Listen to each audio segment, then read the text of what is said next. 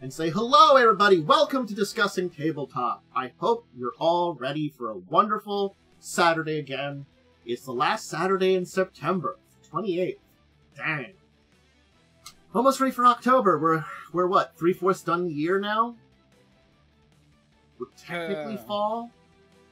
I guess it was, like last weekend it became fall, technically? Man, I can't wait till December. That's when the temperature actually drops. In California, at least. Honestly, I'm not looking forward to that because I'm in an area that gets cold. Oh, right, yeah, sorry. I'm in California where basically winter is basically springtime temperatures and the rest of and then spring and fall are summer temperatures and then summer is death. Look, I respect it, but also like ugh. What, you don't want 105-degree temperatures? Not particularly. Yeah, neither do I. Not in particular. There we go.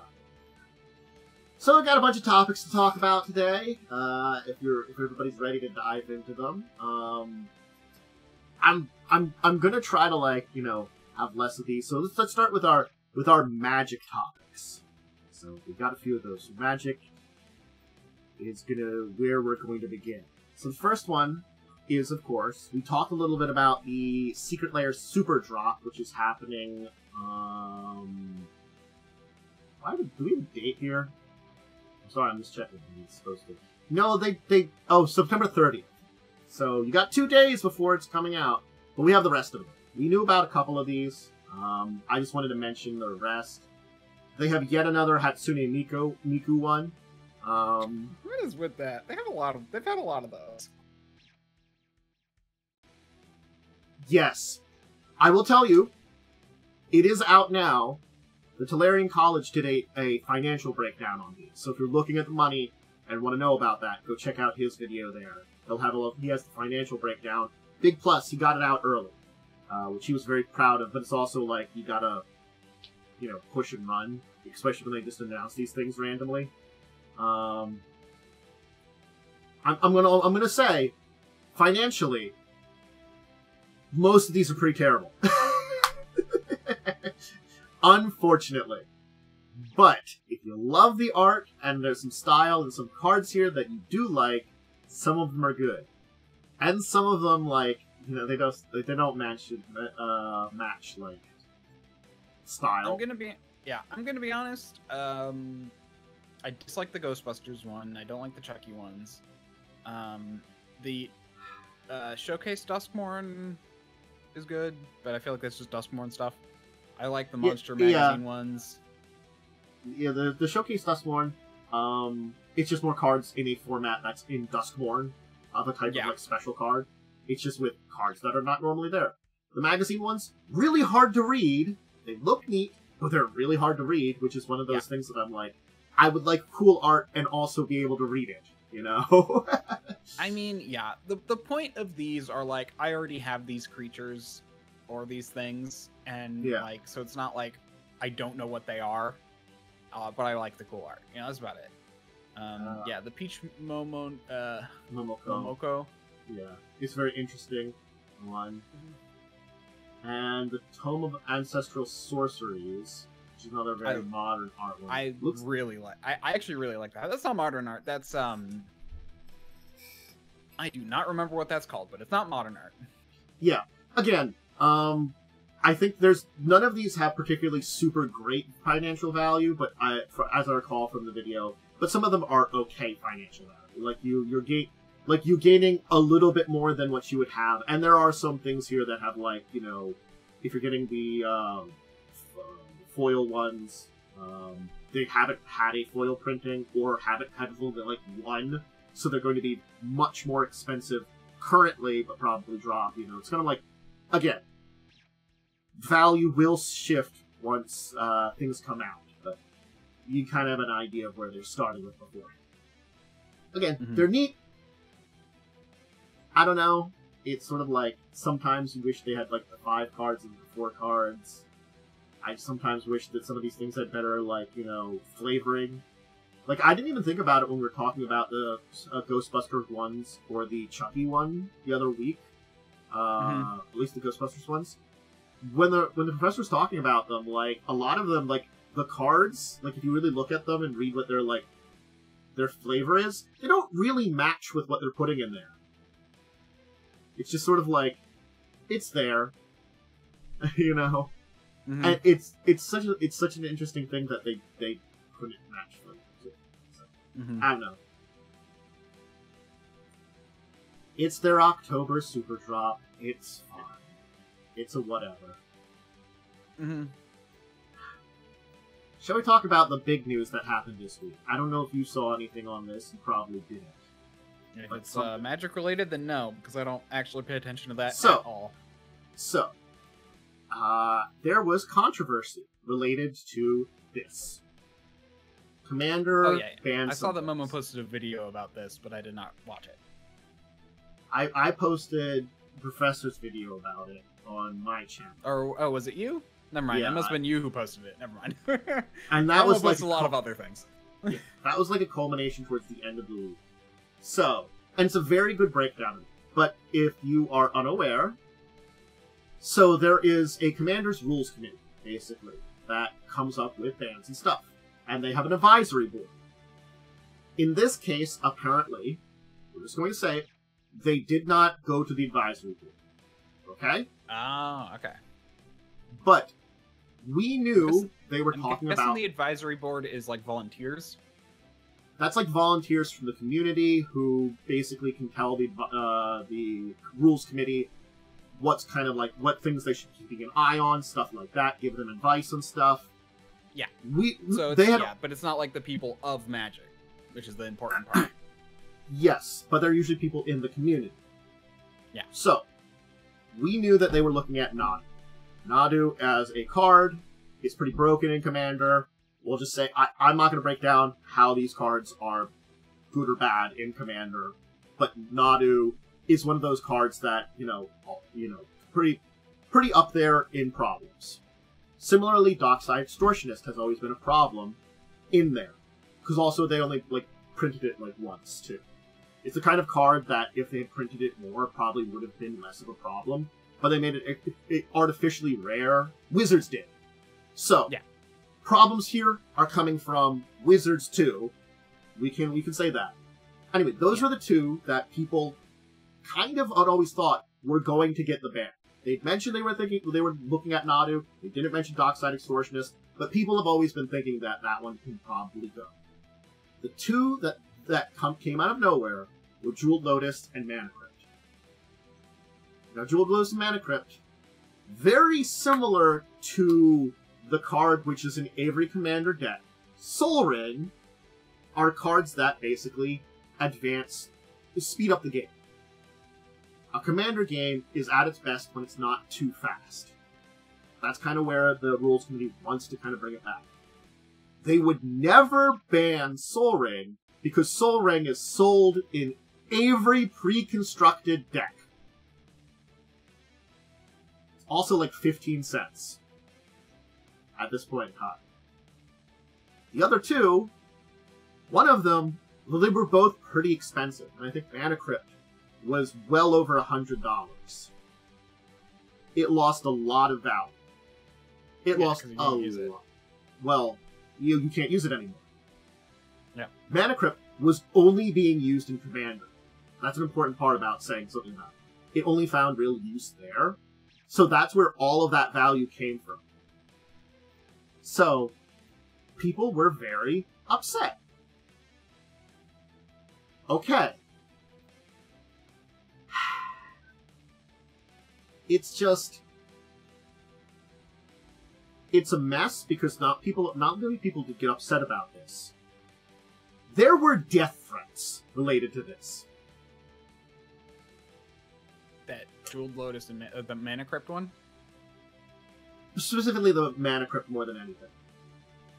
But basically, the ban announcements, there was no, the thing is, the way they talked about things, I definitely say, the professor has a really good breakdown on it. Check it out if you want the full story about it.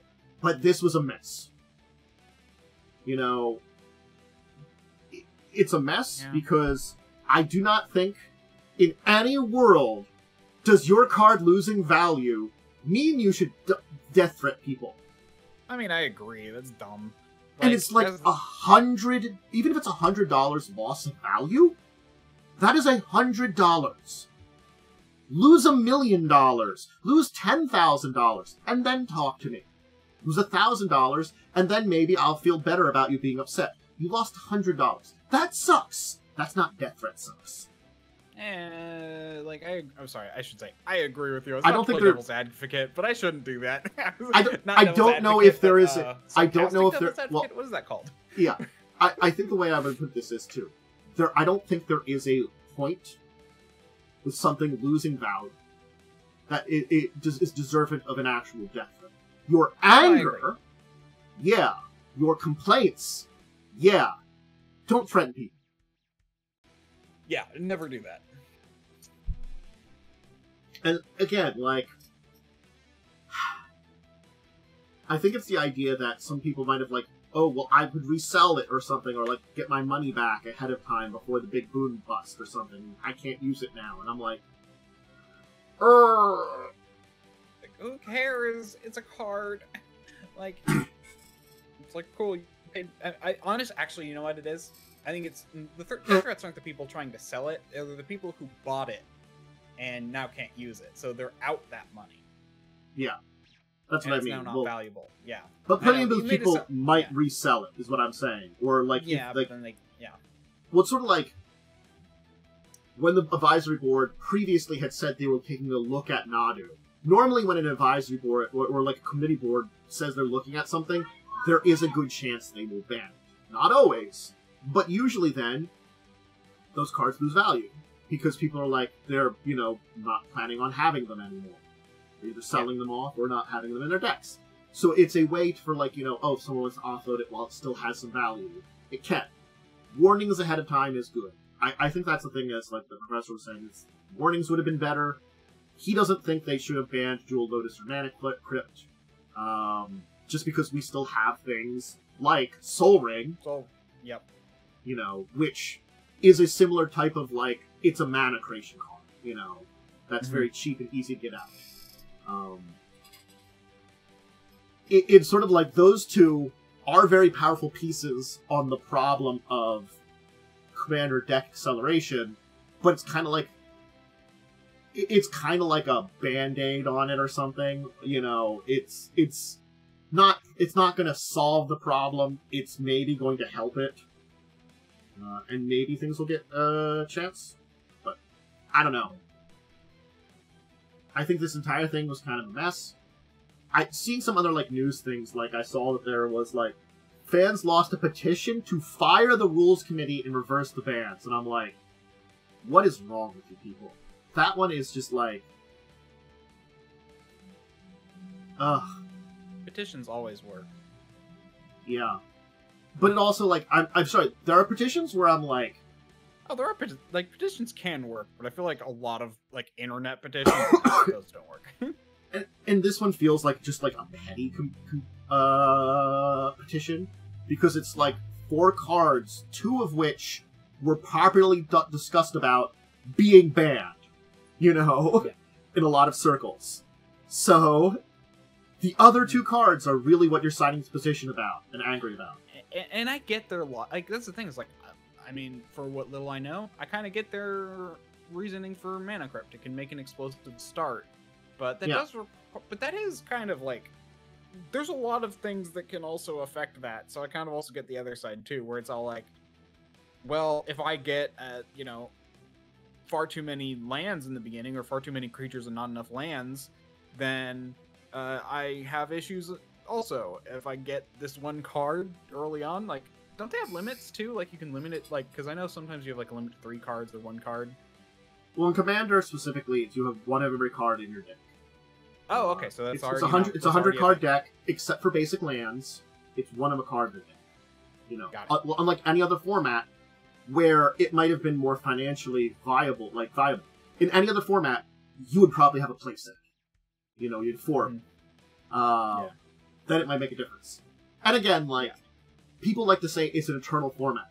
Guess what? So is Legacy, so is Vintage. They have bans and restrictions all the time because there just are some cards you don't fucking want to play in Magic anymore.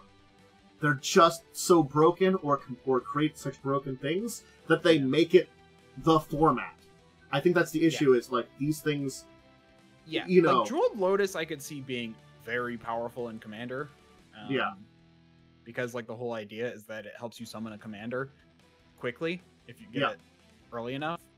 Mana Crypt, honestly, the fact that there's a chance of it dealing damage to you. It's like, it's literally a 50-50. It's like, I get why it's good, because like you can take the hits and you can also get ahead. Like, it's just more chance. And especially Commander, because Commander as a format, you start with 30 life instead of 20. You've got a little bit more life to feed to things like this. But yes, like Nadu and Dockside Extortionist, in the decks they were in, if you're using those colors, you use these. It's that kind of thing, like, you know, that's the thing. Dockside is just gross in a lot of ways, you know? So... Yeah, I don't know enough about these, because but no, I totally get where it's here's the link to the petition article that I saw, just because I have a picture of it. It just was kind of annoying to see that there was, like, this thing they're even talking about. Because, like, also, so, that's the thing is, I remember I said they didn't even consult the Commander Advisory Board. Someone who's, apparently Josh Lee Kwai, who's... the CEO of Command Zone YouTube channel. The CEO of Command Zone YouTube channel resigned from the advisory board. Because he, as someone not related to this, was getting threats. Yeah, remember, they ignored the advisory board, but people are threatening people on the advisory board. People, there was someone. No, people are dumb. There was one of the people that was on the rules committee. That, like, if you see their thing, that person was getting threats. That person said, "Let's ban Nadu and Dockside and not Jeweled Lotus and Mana Crypt." But they're getting threatened too! Because, like, what was your decision? I'm like, they supported what you guys would have probably not cared about. But you're still threatening them because you were assholes and just idiots. I mean, it's... I think there's a part of them that are also like, you could have done something about this. Which is why people would be, like, threatening. They voiced their thing. They voted a certain way. It was a committee. It's a group of people. The votes went another way. They did what they could do. You know? And again, like... Mana Crypt and Jeweled Lotus, again, I understand why both of them are, like, they want to make it that it's not so bad in the format and stuff like that to a degree. Like, you get, like... I mean, it sounds like because it's a long play format, they wanted to get rid of things that could do explosive starts. Jeweled Lotus can do that. Mana Crypt can do that. And then the Dockside Extortionist is probably just more a, like, it can just murder late game. The fact is that, like, you're using, like, whatever you're... Because, again, it's a format that's probably going to have a lot of artifacts and enchantments. Yeah. And as soon as you have that out, you're just getting all these treasure tokens where you can just add mana. It just gives you so much, and you can have a second turn, you know? Yeah. And then Nadu... Yeah, it's just have infinite lands. Yeah. So, it's just unfortunate that, like, Wizards has these cards, and these cards, you can find it, and it is an internal format, you can say. But, like, yeah. And I think the problem with Mana Crypt is, which I think I was talking about, Mana Crypt was originally a promo card. There were 5 or 6 promo cards printed. I think they were in magazines or something, because I got Arena in the actual magazine of these set of promo cards. And I think during that time period, I got a Mana Crypt. I never used the thing because it sucked. I didn't realize it had a place in Commander, and it actually had value. Like, I think I got it was like, you know, like maybe $10 or $20 just because it was like, you know, at the time I had something, and I'm like, you know what? I want to try to get the rest of these. Like the Arena, they have this little pen symbol on them, but it has had reprints. They're all expensive because it didn't actually have like a big. It's done it in premium stuff, you know. But I would, do I consider that? I lived through the Magic crash of the, 2000s. Prices fell out on everything. That's why I don't, hold the prices very high on Magic cards anymore. I had a lot of stuff that used to have value. Most of that never regained it. Certain things, like the really old cards, still retain it in some places, but there were a lot of cards that had value, never got it back. That was the crash. So having lived through that, I can basically say, don't put your bets on this. If you like to collect it, great. If you want to sell it out, fine. Plan on it. Don't use this as your, 401k. Yeah, I mean, some people do. But also, if you have, 100 mana crypts that you're trying to sell, you're dumb. Yes. Diversify your portfolio. Yeah. But anyway, that was the big controversy that happened, and we had to mention honestly, it. the bigger thing to me that's honestly, if anything, it's not what was banned, but that they didn't talk with the advisory board. That honestly sounds more ish. That's the thing I dislike about Wizards lately is they're relying, a lot of third-party groups who have been interacting for a long time. It sounds like they're just ignoring. Well, I think the rules committee is sort of also not Wizards, but with Wizards. It's kind of weird. I thought they were. Yeah, there's some kind of official board that Wizards. I mean, this is they're yeah. They have a thing on an article thing on they can just post articles on the Magic site. So it's yeah, it just seems yeah, so they're just a thing. It's a thing that's sort of I think it's got some people. It's got it does have some Wizards people sort of on it. I'd be surprised if Wizards people weren't part of it, but I also understand that they probably also get other people. I don't know how it works, but it's I know enough about how these things would work to be yeah, there's probably some. Yes.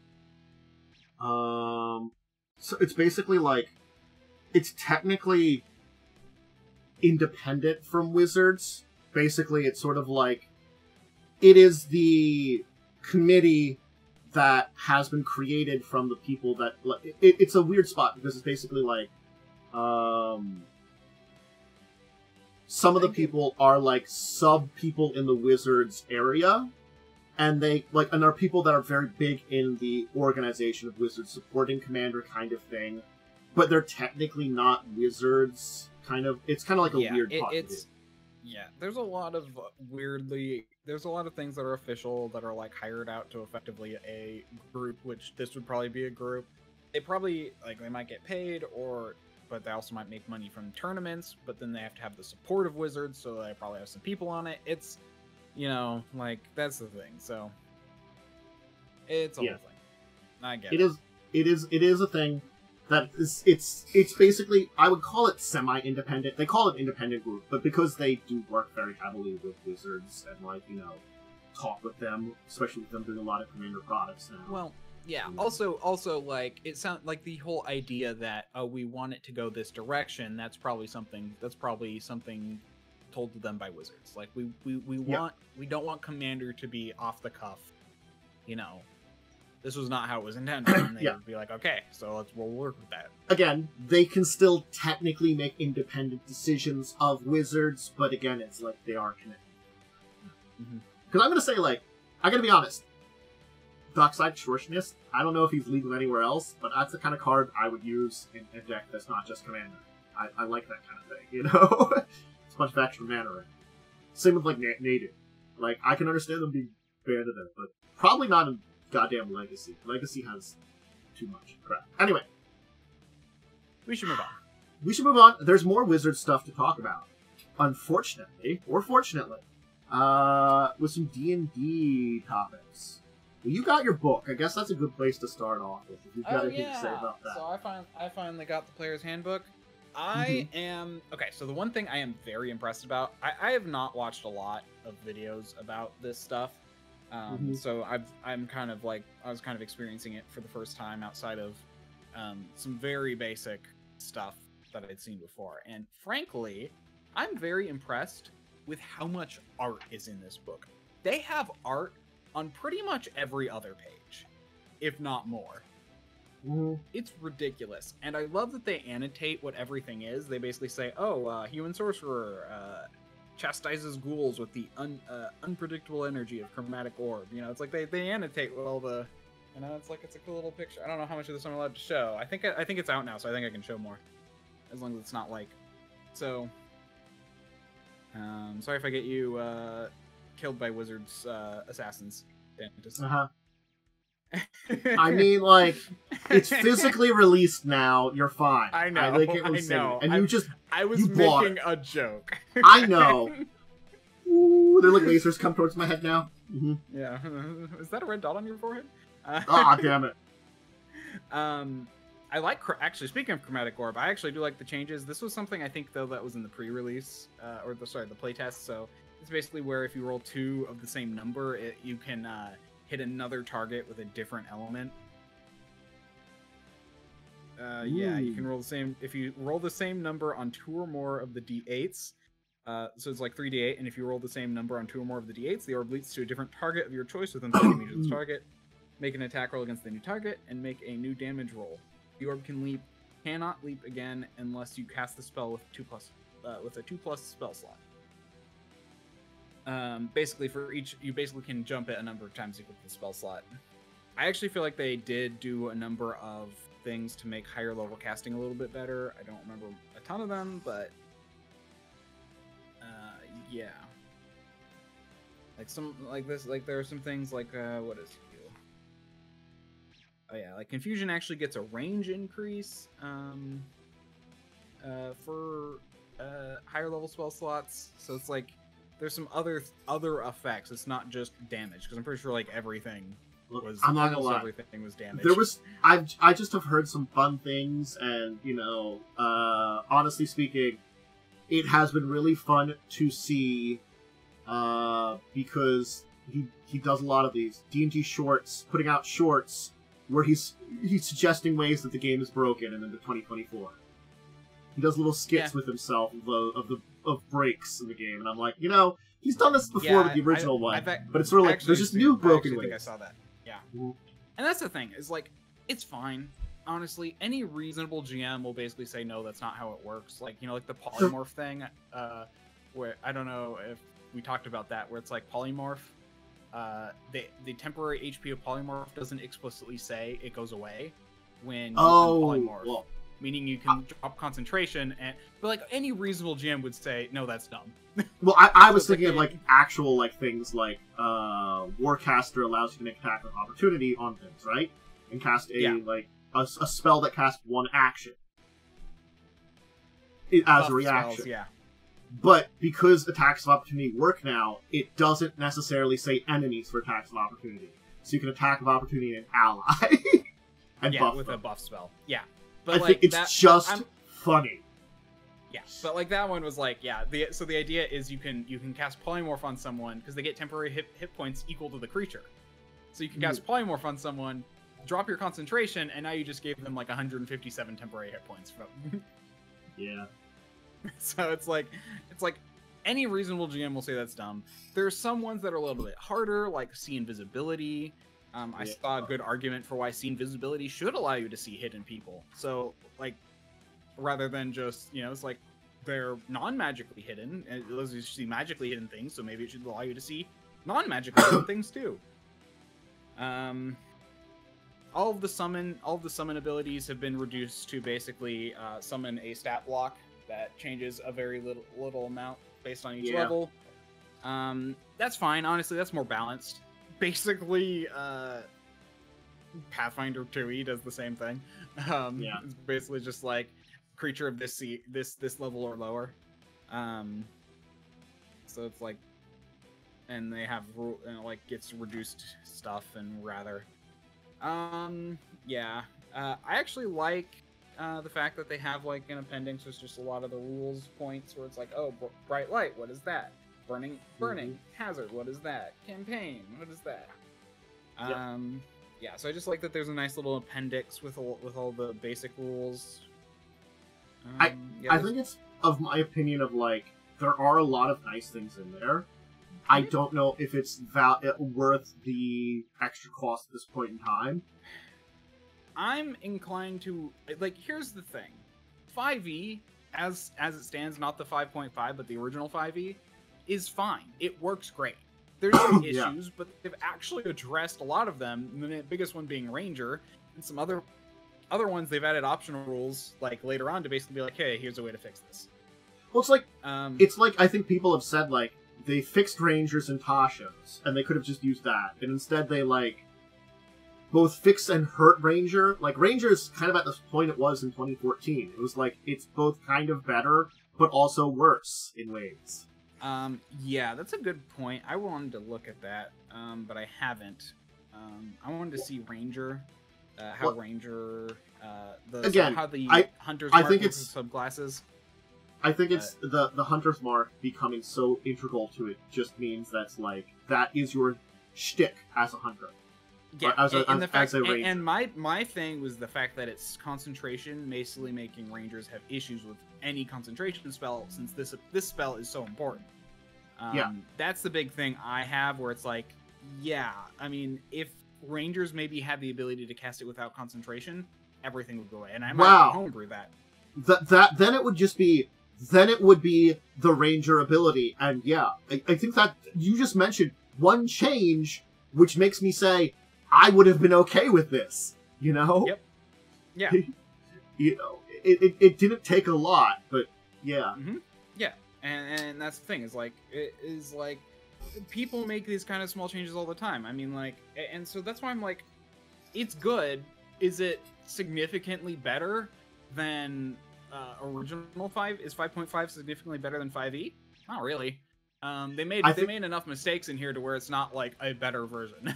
I think that's the thing. It's just a different version. With the amount of mistakes and like weird loopholes they left open, I feel like what it is they fixed and improved certain things and made mistakes in other ways, and so it kind of keeps it balanced out to the same amount of issues as the original had. You know? Yeah. But the original has had 12 years of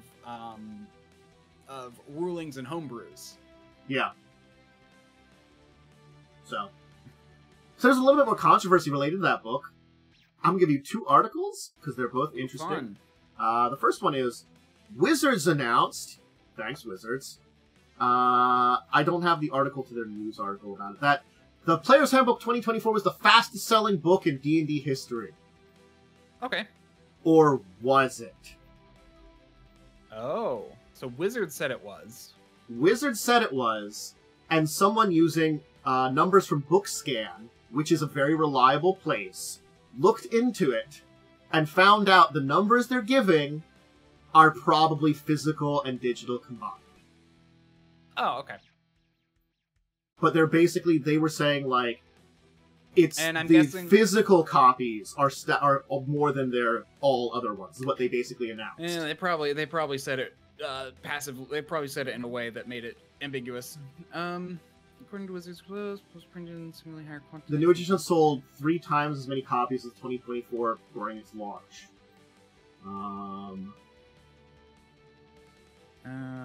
Sales numbers of the press release appear to include both digital and physical sales, with a significant portion coming from digital purpose through platforms like D&D Beyond. Physical copies have been scarce in stores, but like, it's sort of like they're saying like the first week. It's interesting here because they're comparing numbers in the second article stuff too. I would want to see. I haven't had a chance to see the video that talks about that because I want to see their breakdown. Here's the other thing too. Mm-hmm. This probably includes sales to like book companies who might not be able to sell all the copies they bought. That's also accurate too, because though like apparently people are having trouble finding them in physical stores, it doesn't mean that they haven't sold them to those stores. It's just them distributing it out. You know, they could have distribution errors. But BookScan, again, I I've heard of Bookscan a lot before. I don't know a lot about them, but they are apparently a...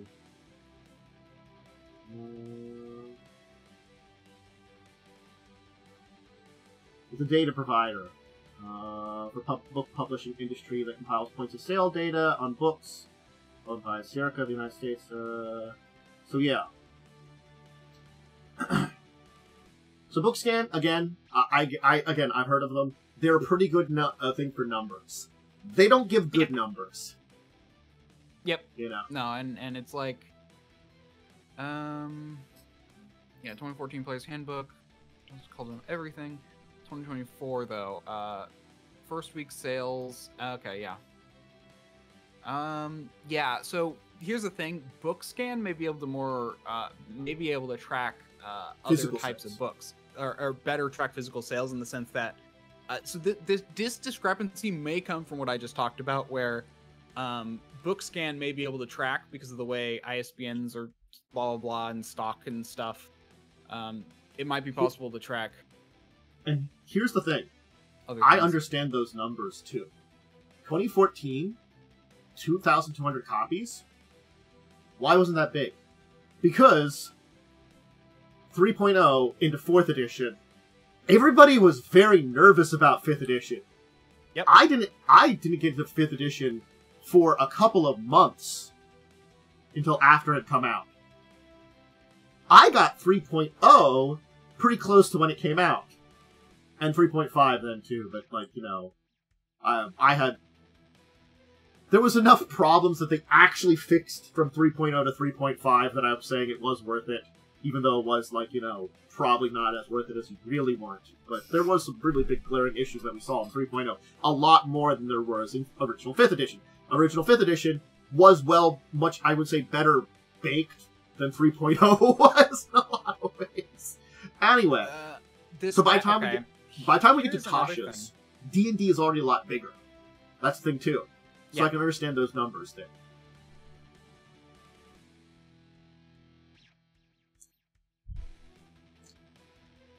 I don't know. But yeah, I guess if it's cheaper, people might be just getting it digitally, or just like getting it as part of D&D Beyond. I don't know. It's sort of like with digital sales. I feel like the majority of people that are going to get the digital sales are going to get it out of the way, kind of thing, you know, too. So I don't know. But 587 copies of 2014 Player's Handbook were sold during that week, too. Has a little bit of data, interestingly enough. Here is the...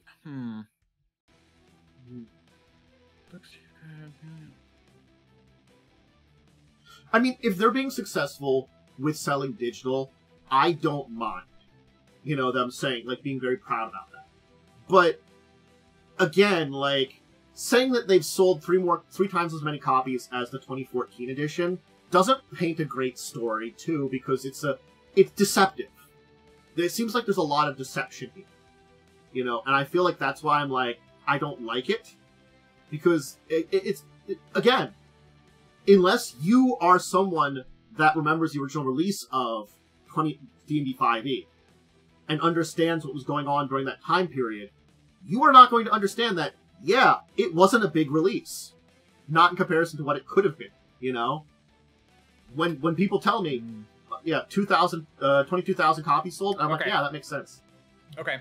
I just looked up how and quickly read through how Bookscan handles it. So they here's the thing. So it actually says that it can't track from like specialty retailers who don't report services, which I would think a lot of small like comic book stores and stuff that would sell this type of book might fall under. So honestly, I think Bookscan could be a little low in terms of the actual thing. However, that makes sense. However, Bookscan was also able, compared to Tasha's, is a very important point. Because the fact that they're comparing it to something else that's also, so that just shows that's how few were sold. And you know, I guarantee you that what they are tracking is basically stuff sold.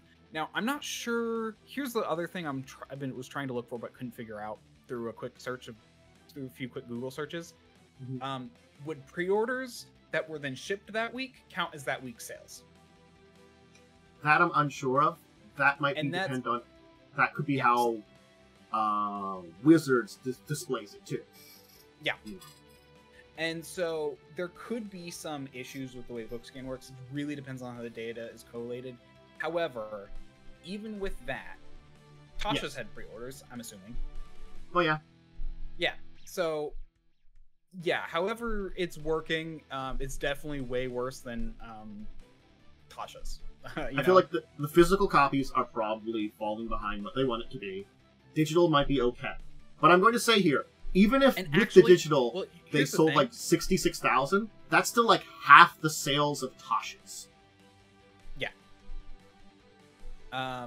Yeah, and to be fair, if I didn't like physical books in this way, let me actually rephrase this. If I actually cared about and used D&D Beyond, I probably wouldn't buy a physical book because I'd rather just buy it online where I could have it anywhere. Here's for me, I don't think I would buy it on D&D Beyond because it's not a PDF. No, that doesn't bother me. It bothers me because it's sort of like I would either like a physical book or, honestly speaking, a PDF. Because a PDF, I don't have to fuck around with D&D Beyond to do something with it. To be fair, I prefer PDFs as well. I mean, like, my streams recently have been me building Pathfinder characters, and I'm like, yeah, looking this up by, like, clicking on each individual feat to read the whole thing is way less fun than just scrolling through a feat list and being able to read it right there. So, like, I get it. PDFs are really nice. Yeah. Definitely. Yeah. So, like, I get it. There's definitely benefits and downsides to both, though. But, like, when I was, like, trying to just get the list of abilities of a class, it was way easier to basically just use the Roll20 inbuilt thing. Where I'm like, okay, this is a swashbuckler, this is what a swashbuckler has, let me just copy and paste it from here, rather than having to go to the PDF and find it there, scroll through past the images to find the ability, you know, it's like, so they have I would say they both have their ups and downs, but honestly, yeah, it sounds like they're probably conflating their digital and physical sales. They're probably counting physical sales to companies, and counting all of the sales that all pre-orders as sales in the first week. So it's probably conflated and a bit overpriced or a bit overshown. Honestly, I am not surprised with how poorly it did overall. Well, I shouldn't say poorly. I'm not surprised with how poorly the physical copies did overall. Just because of the way they work. And again, like, it's one of those things is like, I feel like it's digital. And again, like, it just feels to me like they're, like, saying, like, see, people like it better, but I'm like, I just shake my head at it, I'm like, I agree, that is the idea, but, like, no, I honestly have not heard of a single game being played in 2014 or 2024 edition yet. I actually went and, like, looked online one time to be like, oh, what if I joined a game right now? I didn't see anyone advertising that one. It's too new. They don't have all the books out. Like, that's the thing. Like, the previous one came out with, like, all of the books within, like, 3 months, right? Like the DMG Monster Manual. Okay. Oh, I see why they mentioned Tasha's Cauldron, because they said it was faster selling than Tasha's. That's why they were comparing it. And if the like with the numbers of Tasha's Cauldron, how many it sold, I just don't get the feeling like with the numbers they're saying it's like you're saying it's 3 times the amount of 2014. That's half of what Tasha's had. You would have to say like 6 times. Which means, like, they're not even doing the correct numbers for Tasha's. They're like, it's so much better than Tasha's. It's sort of like, I wouldn't have even mentioned that. Oh, I know what happened. I honestly think I know what happened. So, some desk clerk basically ran the numbers and were like, that can't be right.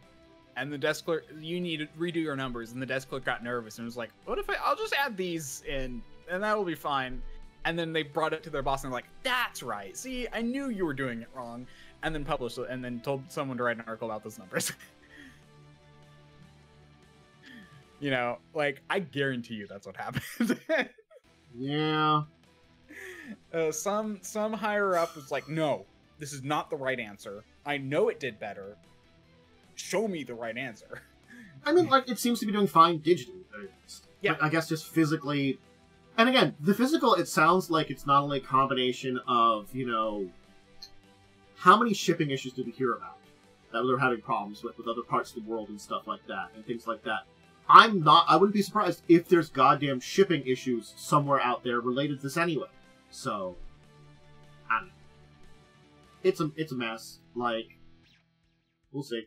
I guess we'll see what's going on. There are some more D&D things to talk about. A few small ones. So we do have, I just want to mention, we'll probably be talking a little bit about the DMG coming up, because we are getting some spoilers starting next week. Okay. Some reveals. I do want to say one thing real fast, though. I think part of what's honestly really annoying to me is that, like, 2014, they did release the Player's Handbook for the DMG and Monster Manual. The Player's Handbook was released on August 30th. The DMG and Monster Manual were released September 30th of 2014. Man, this one we have to wait a month later. We have to wait, I think, like 3 months, or 3 months for the Monster Manual, and then 2 more months for the DMG. I think it's 2 months, and DMG is coming out next, because I think that's coming out late November. So it's 2 months afterwards, and then it's 3 months because it's February for Monster Manual. Yep. Yeah. So, well, honestly, it's like I'm not gonna run a game until I have all the tools. Yeah, it's 5 months in between. It's terrible. Like where it was, we released the one, and then a month later we released the other 2. You know, theoretically, you can still play with the Player's Handbook if you're beginners. I'm going to say that. It's a very good tool for beginners. Oh, sorry, I made a mistake. The DMG was released in December 2014, so the DMG took a while to come out. The Monster Manual came out a month later, though. I like that better, though, too, because the DMG has always been an extra tool. Yeah. You know? So, yeah, that's a bunch of months in between there. But, again, we're getting the DMG next, and then the Monster Manual. Mm-hmm. So it's like the opposite order, also? I don't know. Oh, we are getting the DMG next? I think so. Let me check. Let me just check the order. DMG 2024 release date. Is that the next one? Yep, DMG November 12th, one, yep. 2024. Mm-hmm. What am I going to do without monsters? To wait 6 months for monsters. Yeah, you know, I don't know. Nothing. Anyway. You can build a campaign without them. Who needs monsters? Only. Social challenges only. But yeah, so let's move on. Yeah. So there's only 2 more things related to Wizards to talk about. This one, which was an interesting one, where they've announced they're doing a Dungeons & Dragons album. Like an actual, musical album. For the 50th anniversary. That could be interesting. Could be, is the key word. I will agree. Who is making the music? What kind of music it is? That's a lot of questions. Michael Gatt. Yeah. It's Dungeons & Dragons, Bardic Inspiration, a musical journey through the Forgotten Realms. Apparently it will be on a double-faced vinyl. So the MTG albums were really good? Okay. Cool. So I'll put this as a positive then. For this one. So, hey, yeah. 12 original tracks crafted to represent key locations within D&D Forgotten Realms setting. Yeah. Intended to reflect the rich history and adventure that shaped it. Okay, yeah. Okay. You can get it still digitally if you want for it, but you can get the vinyl if you want the collectors, because there's many people that like vinyl still. As a collector of stuff, I can't complain. Though I'm not a vinyl person, but I can't complain about people that like it collected. Good on you. Collect it. It's fun. So, hey, yeah. If you're interested in it, keep an eye out for that one. And then finally, interestingly enough, I guess you have to sign in to claim this. It's a free adventure, and it is based around the characters from the 1980s cartoon. I guess set in their like new version of it, of D&D. Uni and the Hunt for the Lost Horn. It's available for D&D Beyond subscribers. It was introduced at PAX West during the 50th anniversary celebration. Your grown-up versions of the characters. You can try to say Uni the Unicorn. So yeah.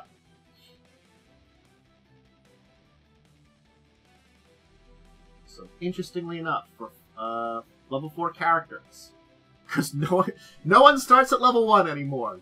I don't know if they ever will. Anyway, so it's available for free, and it's I guess it's. I mean, they've kind of said that the optimal starting level is 3 now. They said you only start at 1 if you really want to start from the dregs. I assume this is still 2014 or normal 5e, because it sounds like there's a preview of the 5.5 stat blocks for Miku. Oh no, I think it's 5.5 because it's. I guess the evil sorcerer that you're fighting against. No, maybe not. They just say it also provides a preview of updated stat blocks, offering glimpses of updated changes in the game's rule set. Okay, so I guess it's 5.5. They don't say particularly in this article here. They don't say over here. But if you guess you want to sign in and play the some updated for the characters from the D&D 80s animated show, they have it for free. Thumbs up. Alright. Okay, yeah. Cool. Yeah. I'm trying to see if I could find anything about it, but I really can't. Because I claimed it, but now I'm like, how do I view it? That requires me to know where to view your stuff you claim and have in D&D Beyond. I could probably sign in and claim it. Yeah, I mean, I was already signed in, so I just claimed it. So it's like, do I have to make a game? I don't know. I don't know where you find your stuff.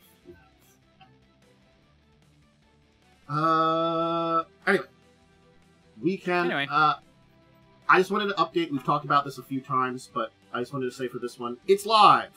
We talked about the Pathfinder Dragon's Demand Kickstarter they're going to be doing for the video game that they're planning. So, it is live, it's got 25 devs. Yeah. It is a CRPG based on Pathfinder 2e rules, the remastered ones, and yeah. I think we talked about this one. Because it's got like those rules. Yeah, and it's got that interesting like token look to everything too. Yeah, it's kind of like plastic neat. Look, plastic shading. It's a very interesting art style. I think that's one of the reasons that I think it's going to be. I randomly ran across a thing like, honestly, like earlier today. That was basically just like how to do 3D plastic shading. And I'm just like, why did I run into this again? I think I was looking into something else. I was just like, I ran across it. And I'm just like, oh, interesting. Apparently that's a whole thing. It's a whole thing about how to shade plastic looking things in 3D. Cool. So yeah, that's just a little bit of update on that one. I think we've talked about it like a little bit before, but I just wanted to say it's live. Yeah. I might. We'll see. I don't know. I'll probably buy it when it's like released, but I'm not sure I'll too much about it right now. Pathfinder's not the only TTRPG getting a video game, or at least if it gets supported on Kickstarter. Mork Borg, which is the kind of like heavy metal, I guess a very like dark fantasy, heavy metal fantasy kind of appearance to it. That's why I always feel about it. I don't know enough about the Mork Borg stuff. Yeah, heavy metal fantasy RPG. That's how it's described. Yes, thank you. World's loudest tabletop RPG. Yeah. So, indie studio is working on a side-scrolling adventure based on it. Which I don't know if it's just going to be strictly true adventure or like a side-scrolling adventure RPG kind of with some RPG elements. Okay, I guess because the tabletop game is a very rules-light RPG. That's why they kind of are doing like a game that probably doesn't need particularly a lot of like RPG elements. More for the setting and stuff like that. Makes sense. Yeah, it seems that way. Yeah. Again, this is one of those ones that I've seen a few things on, but I've never really dove into what all it can do. There's the Kickstarter waiting page. I have I cannot find any link to the announcements. I'm sure it's there. Probably on the indie game studio Morbidware is the one that are doing it, apparently. So, I don't know what Morbidware's done. You can look that up yourself and see about their track history. You can check that out. And that's usually a good sign about it. But nonetheless, you know... The Texorcist seems to be the other another game they made. Actually, I think it's the only other game they made. It's got good reviews on Steam. Hey, apparently, yeah. But positive reviews for their Texorcist series, and I guess, you know, it sounds like the kind of, I'm not gonna lie, that kind of sounds like, you know, Exorcist mixed Texas Chainsaw Massacre, just by name, I'm going to guess, but who knows what it really is. But I'm guessing that's probably what attracted the people behind Mork to them. Mork Heresy Supreme, as it's going to be called. And a trailer. It's a mix between a bullet hell and a typing game. That is a description.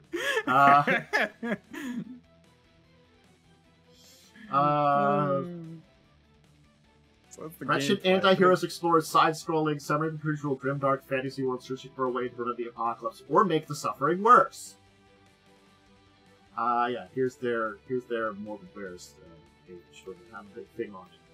There you go.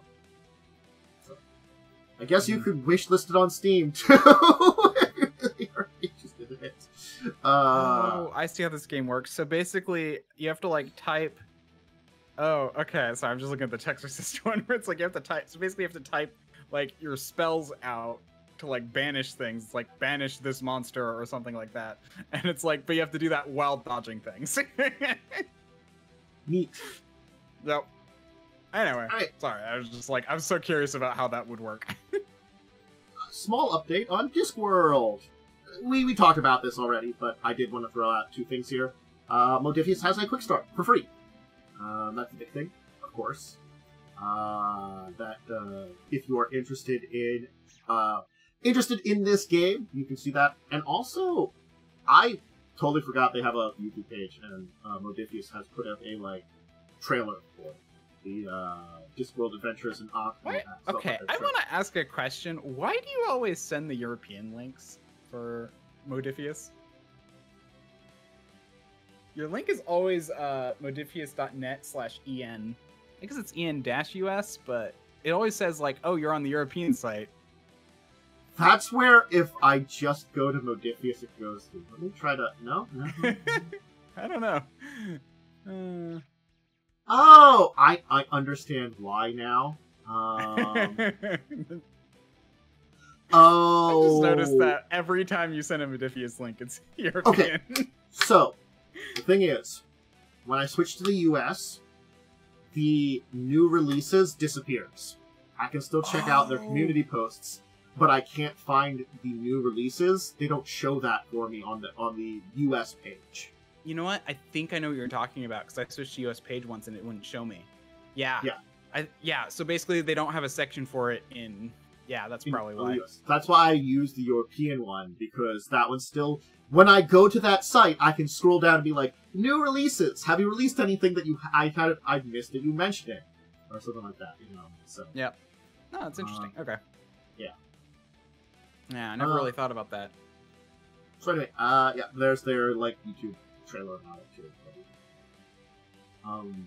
So, interestingly enough, so an animation studio is bringing us an RPG. Yes. Have you been Fantasy interested? World drinking game.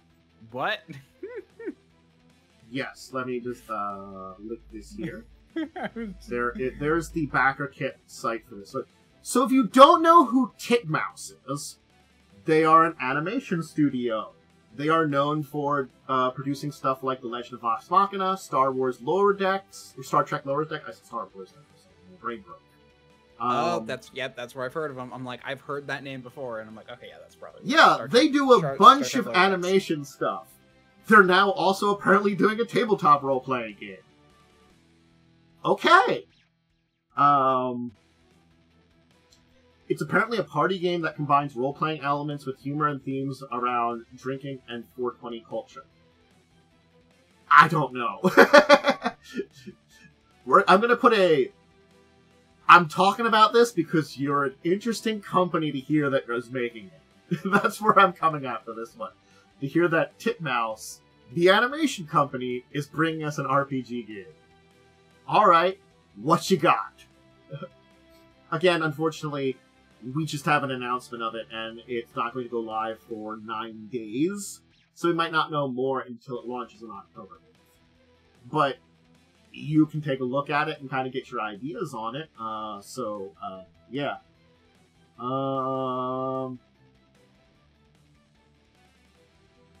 Yeah. It's meant to be basically you're drinking you're doing a long game session and probably imbibing stuff into you that would be, you know, appropriately legal at where you're at least alcohol.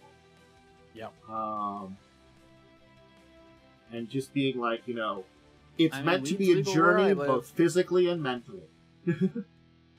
Weed's legal where I live, even though it's not legal where I live. Wait, how does that work? America! It's legally medically where I live, but it's not that's not legal medically where I live also. It's that weird thing. Yeah, it's so funny, because it's like the way, like, I think it's legal in California now. Yeah, no, it is legal in California now in general. But, like, the weirdest thing is, like, the way the laws work, like, a police can't now, like, arrest you for it, but an FBI agent comes by, they can. Because it's still technically illegal, and, like, it's weird. It's the same kind of, it's like, that's weird enough. It's so much weirder thinking about, like, the medical side of things, you know, it's sort of like, but you're prescribed by a doctor and given by, like, people that do prescriptions and stuff like that. It's medical. But then it's not. Oh, my favorite part is that for people who sell it now, because it's legal in California, they have to pay taxes in cash because, like, they can't declare their business, like, properly. So if you sell weed, it's like, it's a whole problem with paying, federal taxes. The whole thing about it. It's like, man, it's ridiculous. It's legal, so they can sell it here, but they can't pay their taxes because declaring what they're selling federally is illegal. America! Anyway, look, you know, I'm not a big drinker, I'm not a big imbiber of anything, just because... I don't do drugs, I don't drink.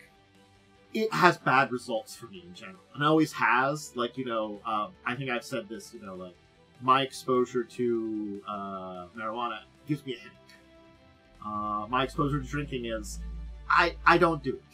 I don't like the taste of most of that stuff. You know, it's like... yeah, it for me, alcohol, it tastes bad, and also, when I've had it, it makes my chronic health issues way worse the next day, so I'm like, it's not worth it. It's one of those things that's also like, well, why don't you just have a fruity drink? And I'm just like, why don't I just have a fruit drink? Why don't I just have something instead of hiding it? You know, I have no reason to hide it, you know, why? Why don't I just, like, I like fruit drinks, let me just have that sans the alcohol. Like, what's the point? You know, and even the ones that are like, oh no, it's fruity, it doesn't taste like alcohol. I'm like, no, it does. You can still taste it. Alcohol's strong. Yes. I know a lot of people like hark on beer, but I'm like, that's the one that, like, it doesn't taste, it tastes the least alcohol-y, and that's why, like, if I'm going to go drinking with someone, I will have one beer in the night, and maybe I will finish that. Mm-hmm. There's been a number of times I've gone out with Joe, and he's had to finish my drink, because I wasn't going to. That's also why I just get iced tea most of the time. We've learned that it's just like, I'm just gonna get iced tea or water. I can be the designated driver. I ain't drinking. Anyway, so this is maybe not for me, but I'm sure there's plenty of people out there that maybe this is an interesting thing for. I think it's a neat idea that a group of people that are probably creative on a lot of senses, you know, more artists and writers that work for a animation studio, because there are people that do kind of things similar to Honestly, a role-playing drinking game. I bet that's how it came about. Is some people just some artists basically had this idea and pitched it to their boss, and they're like, "Sure." Well, it's like some of the artists or writers or something working together. Yeah, like probably. Yeah, no, that's what I mean. Like a group of people that were working together on this, because you know people can be friends outside of work, or you can be friends with coworkers. They probably like put some of this together and like, hey, can we want to sell this? Can we do this through your company? It's like, sure. Can we do this through the company? Sure. Cool. Yeah. So, interesting there are a lot idea. of companies that are really cool about that. But, Mine would hate it. My boss is 85 and he's very old school.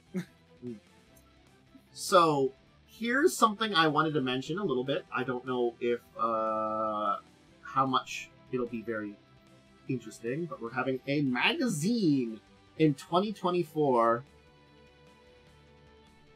for TTRPG, for tabletop. Horizons magazine. It's a quarterly magazine that yeah, it's like we've had Dragon in the past, but like yeah, What happened to that? and the Wizards let it die. Oh, right. Dragon Magazine was a Wizards thing. You are correct. I remember now. Yeah, that lasted until 5th edition. It died around 5th edition. It's supposed to be like a resource for the TTRPG community. Yeah, they'll have some primary articles based on various different things. Yeah.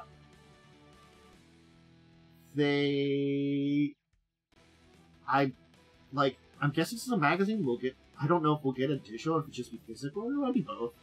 No. Let's see. I was trying to look in here to see if we had what version. Subscribers also receive access to all past issues and bonus content. So there's probably some digital component for that to be the case. Mm-hmm.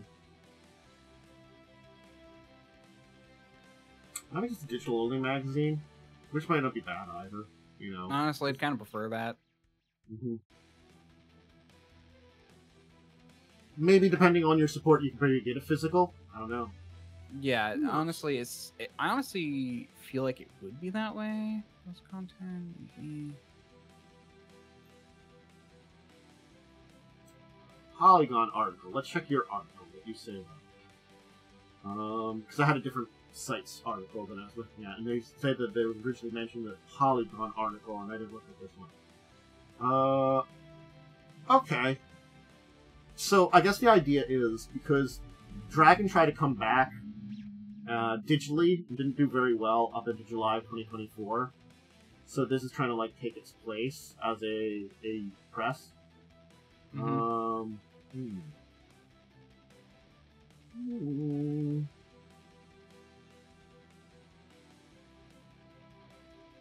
I'm gonna assume it's probably gonna be more digital, unless you see differently somewhere. Maybe they'll have a support thing for something non-digital in the future, but again, it's that unfortunate thing. It's I get the feeling these things have to be digital only in this day, or mainly digital in this day and age. Just, they do a Patreon and a Discord. Well, I'm trying to find.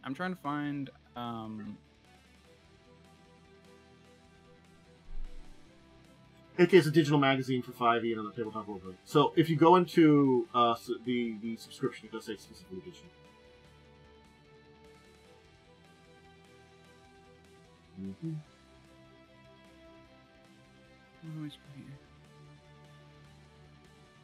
It says it will be something I found said it will be. Wait, hold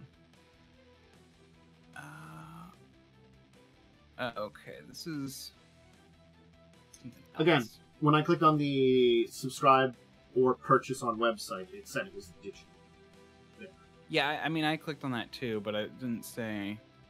It just implied it, and I didn't find something.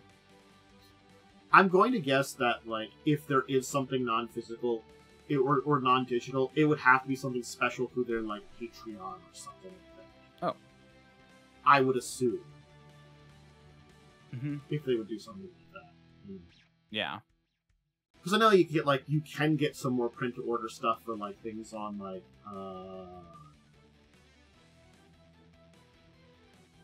Drive-Thru RPG, but...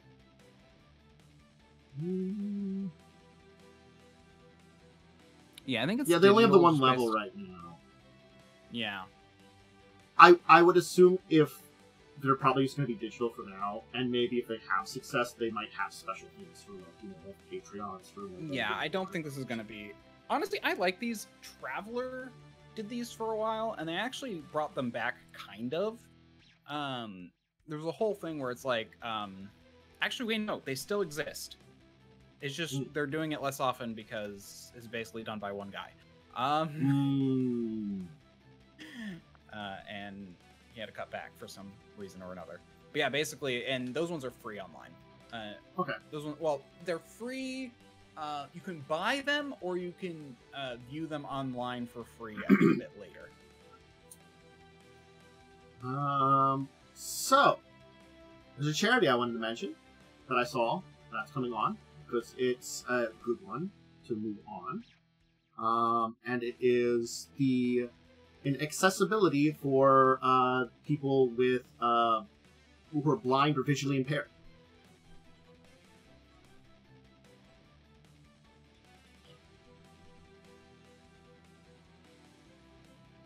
So, you know, basically, just because you're having vision problems, it's to help people with the, you know, those get into TTRPGs and stuff like that, I guess, and materials for them. Because I'm guessing there aren't a lot of stuff that would be like things in Braille for the blind people, or, you know, for those that people might have vision problems like that. Yeah. Because they need that tactile experience, unfortunately, a lot of times, so they're going to suck. Yeah, so there's Braille. Yeah, Braille's a thing. Another thing I know about is there's a way to format text in a PDF to make it so it can be played as an audio. And most things specifically try not to do that, because that also means it can be read by other programs, i.e. the information can be taken. So, and then you've also got smaller companies who wouldn't care, but just don't have the money or know-how to put that much effort into something. So another, because there's a whole thing where it's like you can, yeah, I actually, there's a thing about, I saw a video about a guy who's blind who's like, yeah, actually there are a lot of like textbooks, like for school, like going to school is hard because textbooks are specifically designed so that way, especially like college textbooks are specifically designed so that way you can't scan them and easily, and so they can be read like digitally. So this particular thing that they're doing now is an interesting one, because they want to produce special dice for the visually impaired. Oh, that's cool. Yeah. Anyway, yeah, I was just going off on a tangent about how terrible it is for blind people. But anyway, so thank you for stopping me. It's like we can roll stuff. I have this golf ball, aka D100. I can roll it, and I can see what it rolls if it ever stops. It's a D100. I think I have a 38. I don't have dice near me right now, but I should go get them from the other room and actually put them somewhere on my desk so I have them nearby. Like they used to be before I moved. I just haven't. I have the golf ball I need to buy available at all times. I want to buy a golf ball. I never roll it for anything, but I have it just in case I decide to. Yeah. So, they wanted to basically to be this special type of like Braille die available worldwide to help the blind visually impaired. So they've got a lot of RPG material available here as part of it. You can take a look through everything that has ended up on here. It's a lot of, like, you know, I kind of call it like third-party RPG stuff, but it's a very good selection of stuff, so you're definitely going to find some things in there that you might be interested in or helping out a charity. And yeah, so if you want to take a look at the full list, that's just an image that I have of some of the stuff in there. It's a 314 items for $10. That 135 different designers put it there. So, it would technically be a 98% discount if you were going to buy all those things on their own. Yep. And... Someone's selling a D7. Those technically exist with modern technology. It's well. So here's the thing about any dice except the standard polyhedral dice. Every other one will have slightly different odds for numbers. You can't actually make a mathematically perfect dice where all the sides have an equal chance, except for the standard 6, is it? 4, 6, 8, 10, 12, 20. Yeah, the standard 6. So yeah. So, I assume there's another. So this was a rich. Do you want the? I'm gonna link the tabletop gaming news one because that's more tabletop related. But this was originally this one here, stated by NBC News.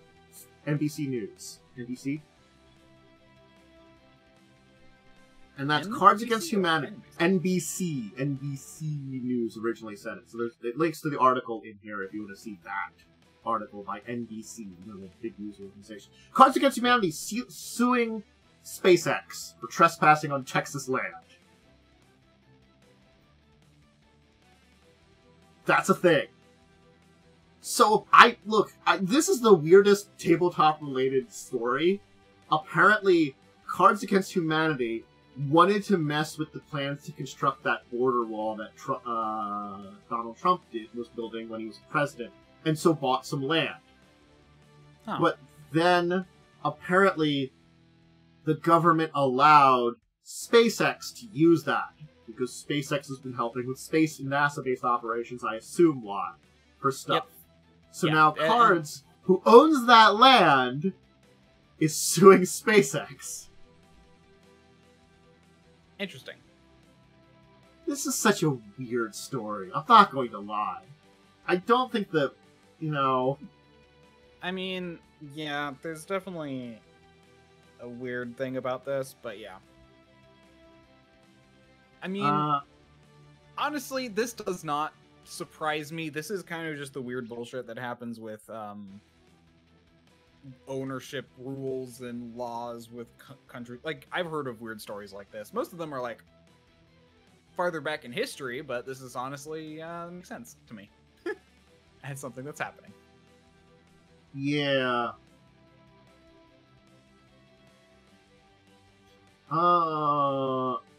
Yeah, see here. Despite complaints from Cards Against Humanity, the company claims SpaceX responded with an offer to buy the land at half its value, accompanied by a 12-hour deadline for acceptance.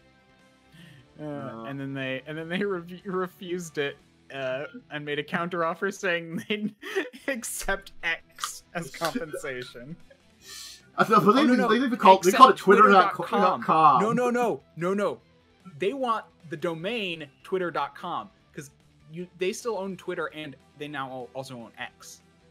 Oh. So both link to Twitter. So the idea is they take the Twitter domain and then he can still have X. They just want the Twitter domain.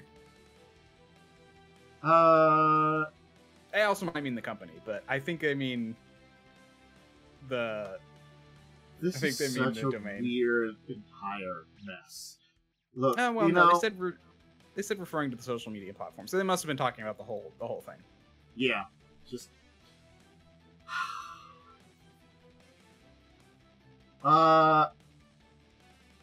So apparently they bought the land after 1,500 people paid $15 toward a crowdfunding effort to buy it. Yep.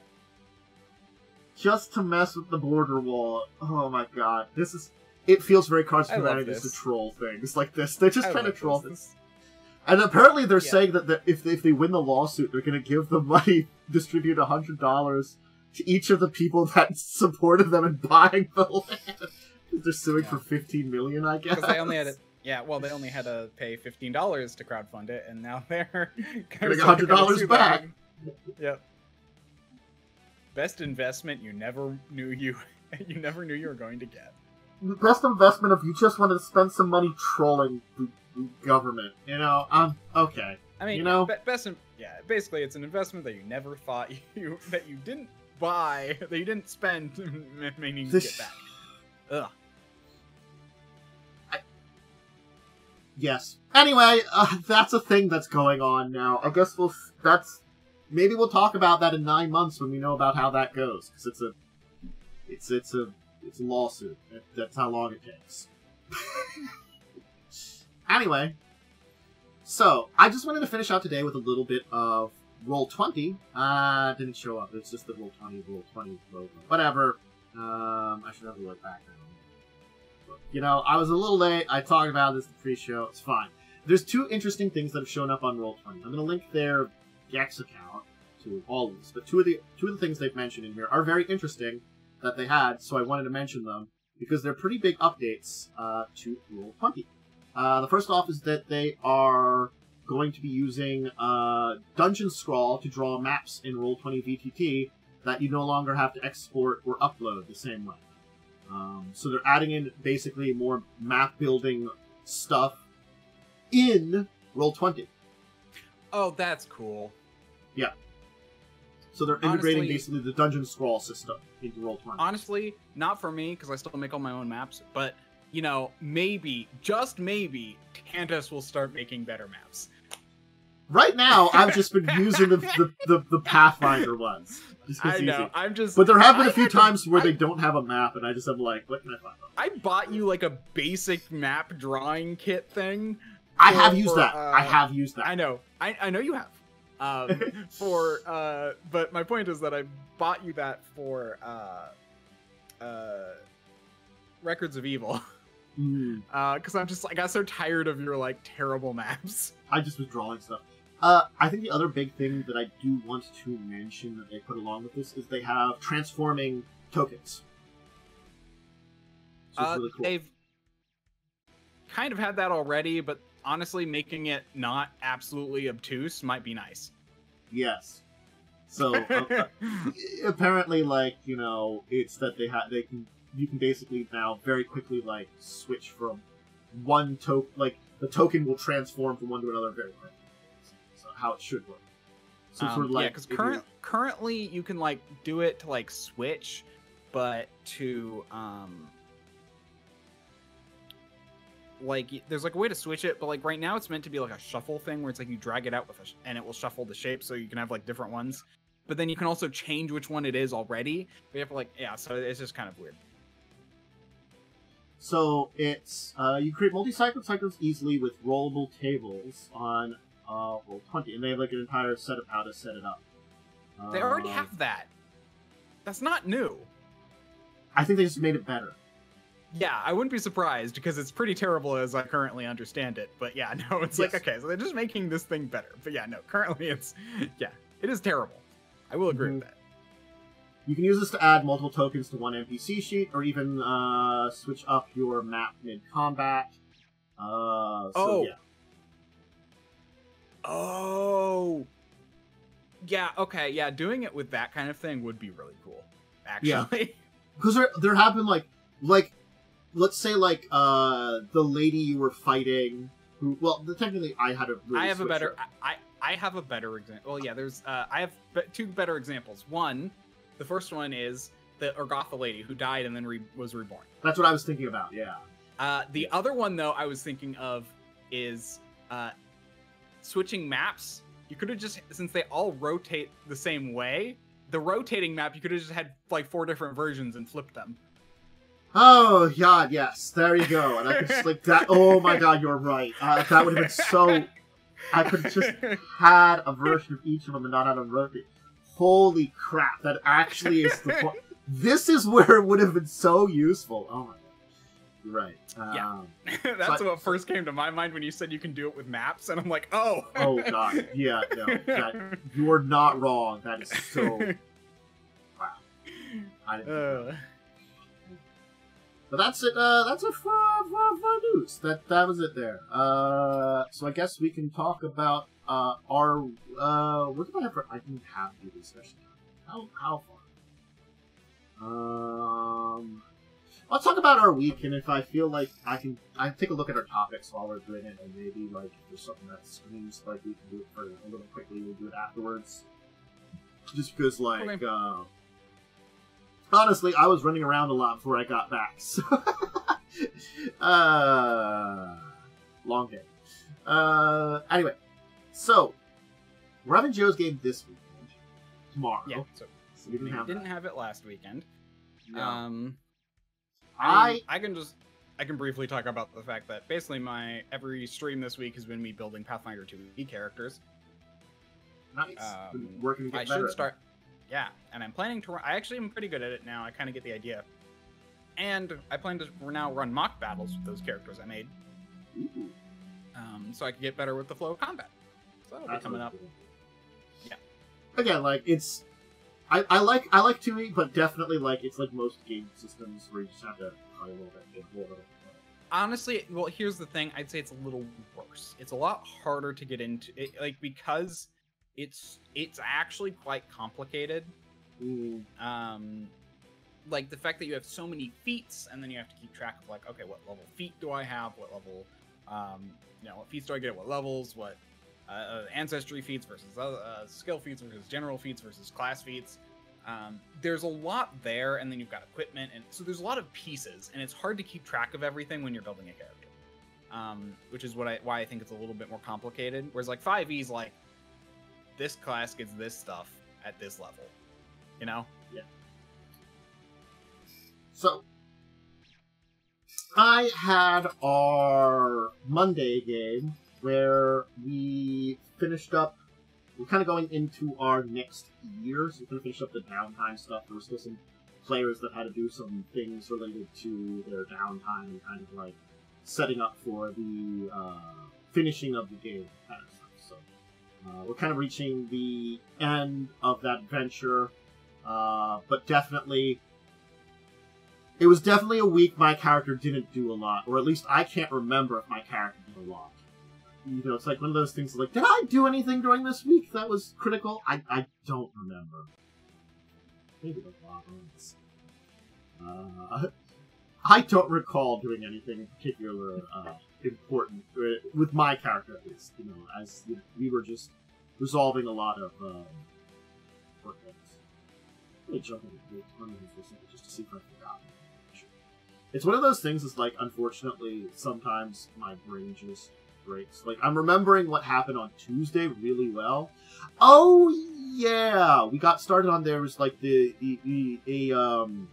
combat test thing or something that we're going to be doing that we all kind of got volunteered in because we're doing it to stop. We're trying to beat Momo's character's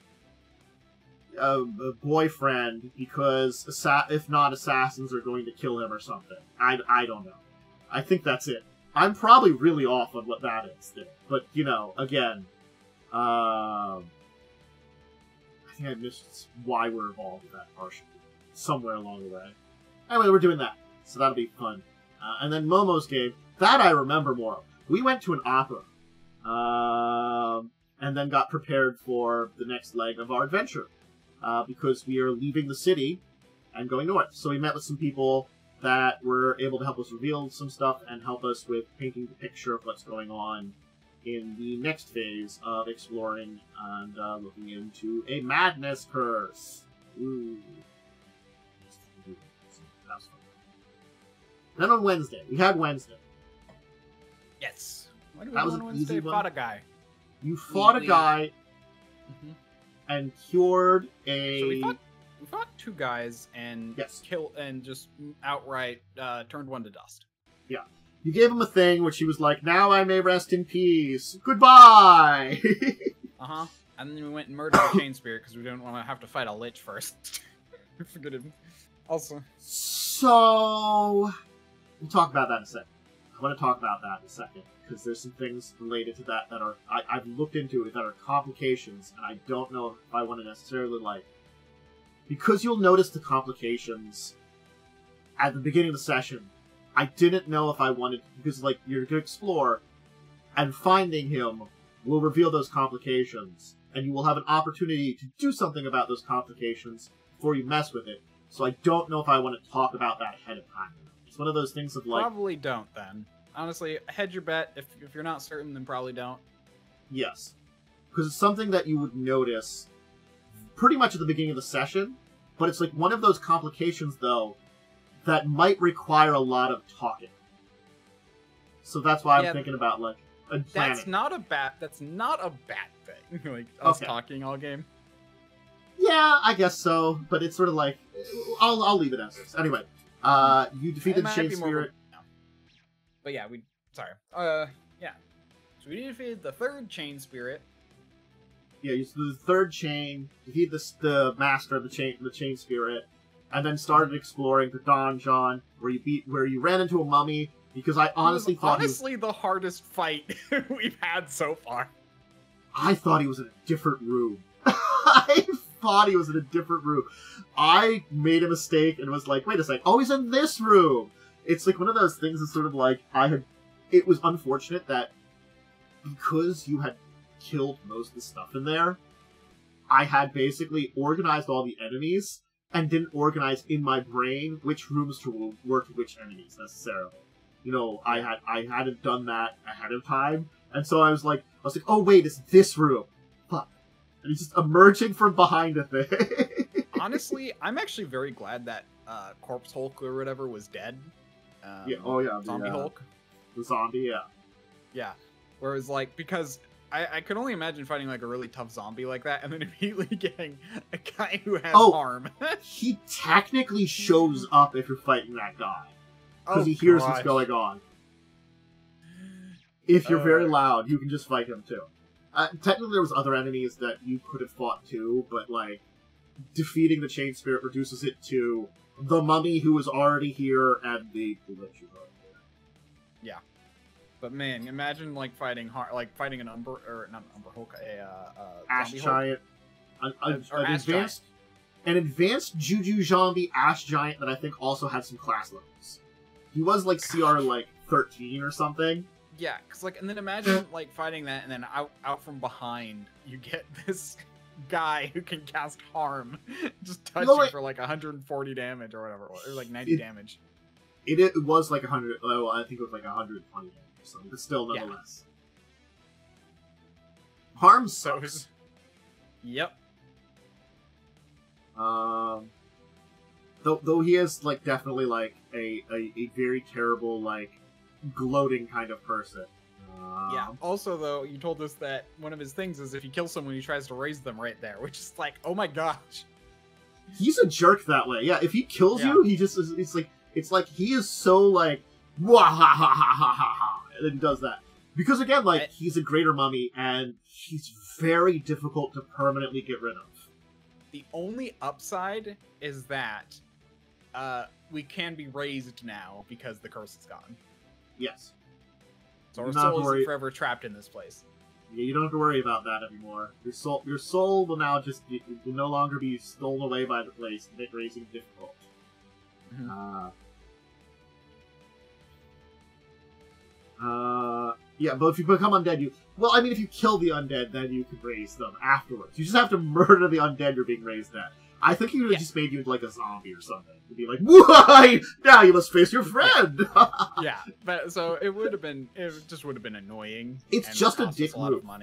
He really just has I just have a dick move kind of here. No, but also my thought though is just that like he's got this really powerful spell that can do a lot of damage, and then he's also got and then he can also just do that'll raise you, and this is all with the potential of you actually coming here with the curse still active. Yes. So it's like, goodbye. No, he is mean, but I think the thing is like, it's the fortunate thing that most of his stuff isn't really awful. You know, harm sucks, but it is a will save. and it doesn't kill you outright, meaning that someone after you has the chance of doing something to counter it, like healing you after you've taken 1 billion damage. Yeah. Anyway. Let's just touch it house. But yeah, it was neat. Just a bunch of fights. We're almost done with this place, which is honestly, I think it's overstaying its welcome a little bit even for me. Yeah. It's large, and it's a lot of the same type of enemy. And I think that's... It's a lot of the same type of enemy. It's a lot of empty rooms. Honestly, I think that's really what is wearing on me, is just how, like, literal... I'm like, okay, I thought it was fun to explore, but every other, I'd probably say about 70% of the rooms are empty, and that's so annoying. It's the thing that, like, they put them there to make it feel like a castle. I understand it. It's a problem as a map maker I have faced when building dungeons and castles. You make something that feels like it would be the actual castle, but then you're like, oh wait, now I have, like, 40 rooms, and I don't want 40 fights. Or 40 encounters, and like, what the hell do I put in these places? You know, how much treasure can I put in this? Now, this room doesn't really make sense for treasure. This doesn't really make sense for that. You know, it's like you become too many rooms that you then just have sort of. Rooms. Yeah. Ultimately, the idea is to tell a story with the space. Yeah. So like, you see a blood, like you walk into the kitchen. There's a blood trail from the kitchen leading into the next room. You know. So it's not like and that's where a fight is. So it's just like a room can tell a story. There was some of that here, which I think was cool, but far too little for how many rooms there were. And you could have some nonsense rooms. That's expected, but like we just found a deeper discussion topic. Too many rooms in a dungeon. Because this is a thing. Whatever. Apparently, if you become undead, you can't be revived. Yeah. So if he raises you right away, you're kind of screwed. Well, you can kill the undead and then you can raise it. Kind of thing. So I think that is an issue with like a lot of dungeon maps, is finding the right balance of rooms to telling the story. Yeah. Well, if you're no longer undead, you're just a corpse, is what I mean. If you kill the body, it's no longer undead. It's no longer a zombie. It's just a corpse again. Yeah, but I think what he's saying though is you have to. I think you have to do a true resurrection if that's the case. I think.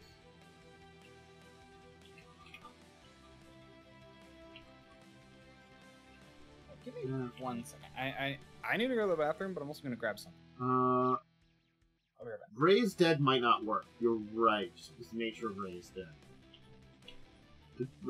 Raised Dead also has very limited thing.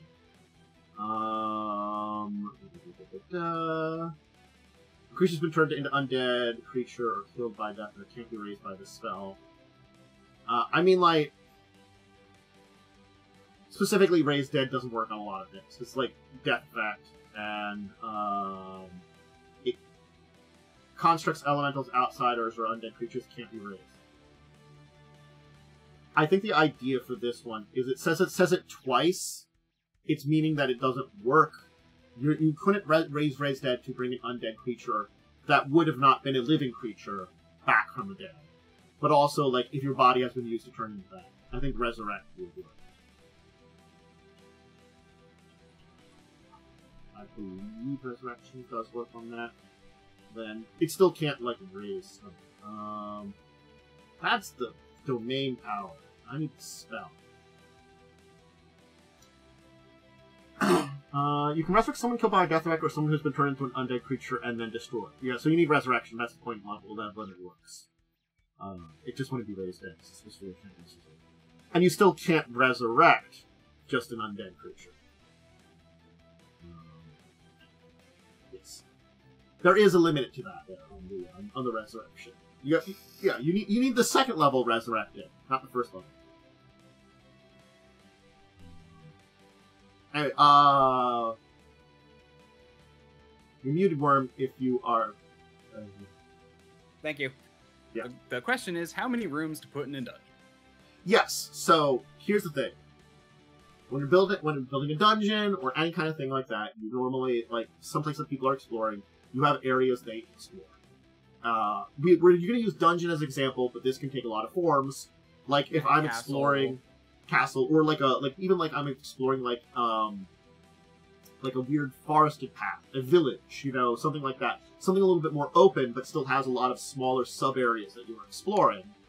The way it's built, it is an amount of material that you are setting. So, how much is too much? How much is enough? You're telling a story with the area they're exploring. You have to keep that in mind. And each room or area has its own story, which is shown by them. I actually think that, I think the Scarwall really did have a problem with that, because while it told some of the story, it could have used a lot more empty space to tell more of the story. I think that's true too, because a lot of it was just leftover empty space. Like, I didn't remove so much that it should have that it made a big difference. I'm going to tell you that there. I maybe removed overall half a dozen battles. That sounds like for how many rooms there were. And even when I removed a haunt, I replaced it with a phantasm. So there was a couple extra phantasms, which added something to a room at least. But there wasn't that many phantasms overall. Like, maybe like a fifth of the rooms had phantasms, and then there just wasn't a lot there. And again, we talked about how in Scarwall, that's a different problem. Oops, all undead. Oops, all themed monsters. Too many monsters. That's a different problem. When we talk about too many rooms, what we mean is it drags on the exploration, or there's a lot of just empty spaces where there's maybe a couple sentences of description and nothing there. It's sort of well, you don't really need that room then. Or sometimes, okay, you can combine those things together.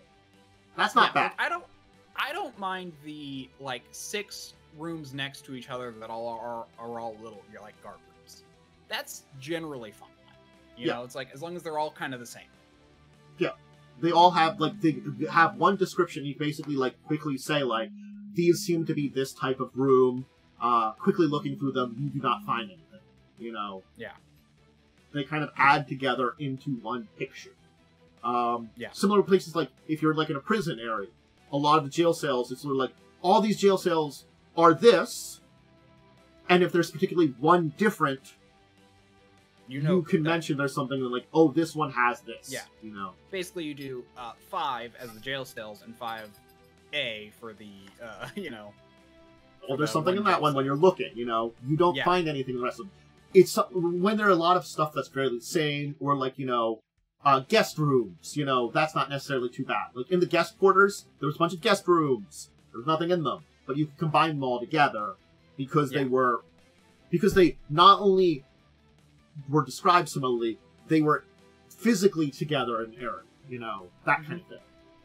Yeah, and there are that's the thing. It's just there are ways, and that's the thing. You can have a castle, and here's the thing. You can have a castle, but if it's so big to where you can't properly tell a story, it's just because the thing I was thinking of is Argon Vostholt from Curse of Strahd. And it's not a mega dungeon. The other one was supposed to be a mega dungeon, but I feel again the majority of the mega dungeon was walking around opening empty rooms, whereas Argon Vostholt, which is one piece of the larger adventure, is a castle that's decently large, and pretty much every room has something in it. True. From a trap to a creature. Even something simple that you can just dispatch quickly. It's and this thing is, I think we could have there is a point where it's there are supposed to be random encounters, right? But that would still be empty rooms. It's just you open a door, roll for a random encounter. That's not fun either, because and the random encounters were just annoying. It was shadows, specters, or minotaurs. That's what they were. The minotaur. How many minotaurs? Not enough to be a threat. So it's either annoying things which do ability damage, level drain, and stuff like that, or just Minotaurs, which really weren't a threat to you guys. There were a couple other random encounters, but you know what they were? This creature can just sometimes be wandering outside of its room, and you could randomly run into it here. That's it. Well, I was going to say, I think which is slightly better of a mega dungeon, which works a little better, Castle Ravenloft. Now, Castle Ravenloft is actually pretty good. Because there's a lot going on there. There's a lot going on there. There's a lot of different areas. Each area does seemingly have its kind of own flavor to it too. Yeah. Which is a little bit similar to here, but not to a heavy degree. But also I felt like when I read through it, it did a little bit better of a job of balancing that out. Granted, Castle Ravenloft was written years after this one, so it's, a bit better of a modern mindset of doing better That's jobs. not honestly given what Joe's running right now, which was also official, that doesn't mean anything. They just did it right accidentally during that. Well, it's not accidentally. Perfect, it's better. Honestly, well, let's see. Let me put it this way. Ravenloft was made before all the terrible decisions, and they fired everyone who was good and started, etc., etc. Yeah. But yeah, no, is it perfect? I don't think so. But do I feel like it's better than Starwall? Perfect. Yeah. It's the thing that, when you're designing your dungeon, you have to... Okay, so there are three major things... Or I'll say there are actually four major things your characters will encounter in any one room. One, an encounter. Like a battle encounter. Some kind of monster, something like that. Two, some kind of hazard. Whether it's a trap, or something maybe like mold, or some kind of other thing like that. Three, treasure or something valuable. Or four, lore. What do I mean by lore? I mean, the room itself could tell part of the story of this place. You know. So maybe there's not a lot there that's on the other three, but you can still have rooms like that tell a story. You just have to you could also combine all these together. So you have these four things. If you have a room that doesn't have any four of these things, honestly speaking, you probably shouldn't have. Say them again. Trap, monster, we'll say encounters, hazards, valuables, lore. Oh, okay. Loot was the one I was missing. Okay, I don't know. Wait. Yeah. Loot, yeah. Yes. You really... Those, I think, are... Unless I'm forgetting something, I think those are, really the four you want in one of your rooms. And again, I'm not going to say you couldn't have a room that doesn't have those four, but it really should be very few of them. Things like hallways, not going to have those. Oh, yeah. And that's the thing. And you'll have, obviously, the storage room, which won't have anything, the bathroom. There are a few rooms that you can have which don't. Even the guest rooms, I feel like would have been fine. Although it would have been better if the guest rooms were had one thing that was interesting.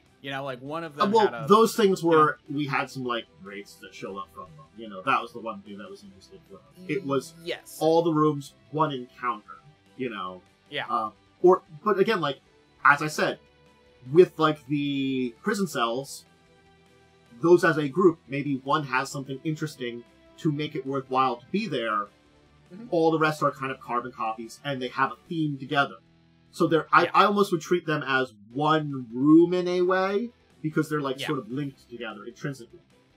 One of those four rooms that you saw towards the end in the donjon, one of them had some incense in there. Cool, that was actually valuable and magical. But the rest of them were nothing, But it made it that they were linked together. One had treasure. Yeah. And this is, I think, the biggest part of the hardest part of making a map, as someone who makes a lot of maps, is making the whole thing have a purpose. If it's just a battle map, that's one thing, like a tavern that you put up, it's you don't have to have interesting descriptions for every room. But if it's actually a dungeon that they're meant to explore, you want to have these different places. Yeah. This is a good way of putting it. If the point is exploration, you need to have those four things. There is a point where it's it's theater of the mind until you get to a point where it's there's a battle and you put a battle map down. That's different. Yeah. Or there's certain places that's maybe like very small, where it can be like you have a goal at a location, but then you really don't need necessarily the rooms. Like I can think of an example in Skulls and Shackles. They were dealing with propagandists who were really spies in the one adventure. They were in an old tavern. You really only need the one room. It had the rest of the rooms there on the map for it, but it wasn't provided map. But most of them, I did technically have the descriptions of them. Really, the main one was really the only real important one there, you know? But that's a different type of map. Like, as soon as I would say, like, you know, certainly, like, Scarwall is a much larger one, but even, like, when it was the Red Mantis, Lair / Grey Maiden's prison, indoctrination prison, or maybe the Dead Warrens, when you explored those before clearing them out, you know, early on. Those are much smaller dungeons, but they are dungeons that tell a story, you know, and have stuff in them. Yeah. And it's like, I don't have a mega dungeon. I mean, I have, what is it? Yawning Portal book, but I wouldn't call that a mega dungeon. It's just a bunch of decent dungeons. I think the thing is, when we talk about mega dungeons, it's basically a large dungeon that's made to take up a large portion of the adventure, and a lot of those problems are basically pushed forward more. Because there's so many rooms, so much to explore, if there is issues, you see them more. I mean, here's the thing, though. Like, what was the story of this section? You know, like, that's the question. The story was, there are 4 things that need to be killed. There was no other story in the castle. Like, yeah, I mean, I guess there were a few little bits, you know, like, Kazavon was an asshole. Kazavon was an asshole and did a lot of terrible things. And then a paladin showed up, killed him with a sacred sword, and tried to, I guess, keep whatever cursed was left over from Kazavon in check. Yeah, but I want to make a point. Kazavon was an asshole was the only story that was told. The other one was explained to us beforehand. But there was one phantasm that had something to do with the actual assault on the castle by yes, the paladin. There's only one. Yeah, there's only one, which was there's only one that actually explained it. The rest was explained to you as the GM, and even then, it wasn't clear enough until you explained it to us afterwards. And that was the halfling trying to climb out the hole because the place was being killed by paladins and he wanted to escape. Yeah. That was the only one that actually had something to do with the paladin attack. But they could have put more rooms to have like more of those phantasms to be like, oh, okay, the paladin attack was also brutal. This guy was, he did it, but he wasn't a nice guy. Actually, that wasn't the paladin attack. That was the orc attack afterwards. Oh, okay. Yeah. I believe. Wait, but no, I think that was the paladin because the whole idea was that the paladins were going through and killing everyone and cleansing the place. I don't know for sure because, again, I'm going to tell you here, did a good job explaining it to me either. There's supposed to be like 3 terrible events that kind of happened, and like it's really hard to put between them. It's everything Kazavon did. He did a lot of horrible things. There's some like leftover stuff from that. And then the heroes and paladins came in and like kind of like battled their way in. Technically, like they left a lot of their people just to like clean up stuff. So I don't think those like they went to fight Kazavon and left a bunch of other like random soldier people that could do a lot of things. And they could have done some horrible things. And then a bunch of orcs came in and killed everybody else because they said, Kazavon's dead. Let's get some revenge on who's left over here. You know, without thinking of like, oh, that's dumb. But my point is that there were like 3 things that happened, and they could have explained that through the D&D room, but they didn't. I think it's. Like, I'm not gonna lie. Story-wise, it works that there's 3 things happen. Ghost phantasm-wise, it's a mess combining all 3. Yeah, and but they could have. They could have, like, it could have been like, oh, you see an army, you're standing on the walls and you see an army marching towards you. You know, like, that could have been a cool phantasm. You feel the need to you know, defend it or something, you know, like, and it could have explained, like, oh, enemies are running behind you, and you know, blah blah, you know, like it could have explained something through a phantasm, you know, like they're almost like little visions. Yeah, I think it's odd. I think it's odd because it's, again, like it. I think the thing is, a lot of them aren't very random times too. Like there's the one where it's technically a haunt. I made it a phantasm because the haunt sucked, where you feel like being a servant of the castle. Well, that's before everything went to shit. You know, it's a leftover from the terrible treatment of the servants that were there. You know, okay. Yeah. So it's sort of like I said, Kazavon being an asshole is fine. That's a story to tell.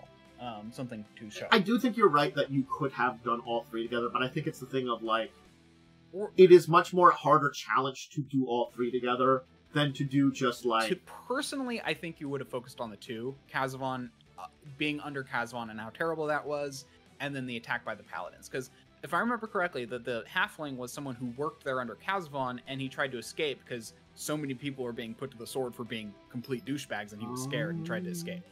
I'm pretty sure that's what it was. Let me see. I can look that up. I still have... if the PDF would work. Not, it was... Yeah, it was like the lower left. It was or like the middle left on the first floor. Floor you were, actually. I think... Or was that first floor? So? No, that was the first floor one. In fact, like... Yeah, no, that was definitely a first floor one. It was... it was like past the furnaces, if I remember correctly, or before he went to the furnaces. Oh yeah, so yeah, but it was like 12, 13, or 14.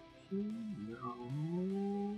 Yeah, it was basically below the entrance area in the hallway that leads below the entrance area. So like after you enter proper, and then you go through the doors, and then you go down towards the front, and it was one of those rooms.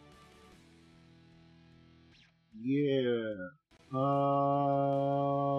Yeah, I'm looking at that. But yeah, it's just, I feel like you could have, like, the orc attack is just something that happened afterwards, which screwed the place to the end. But I feel like you could have focused on the two, like people being panicked because they were being attacked by paladins, or paladins being enraged by the evils that were being done. It was the halfling served Mandravrius and was running from the orcs. Okay.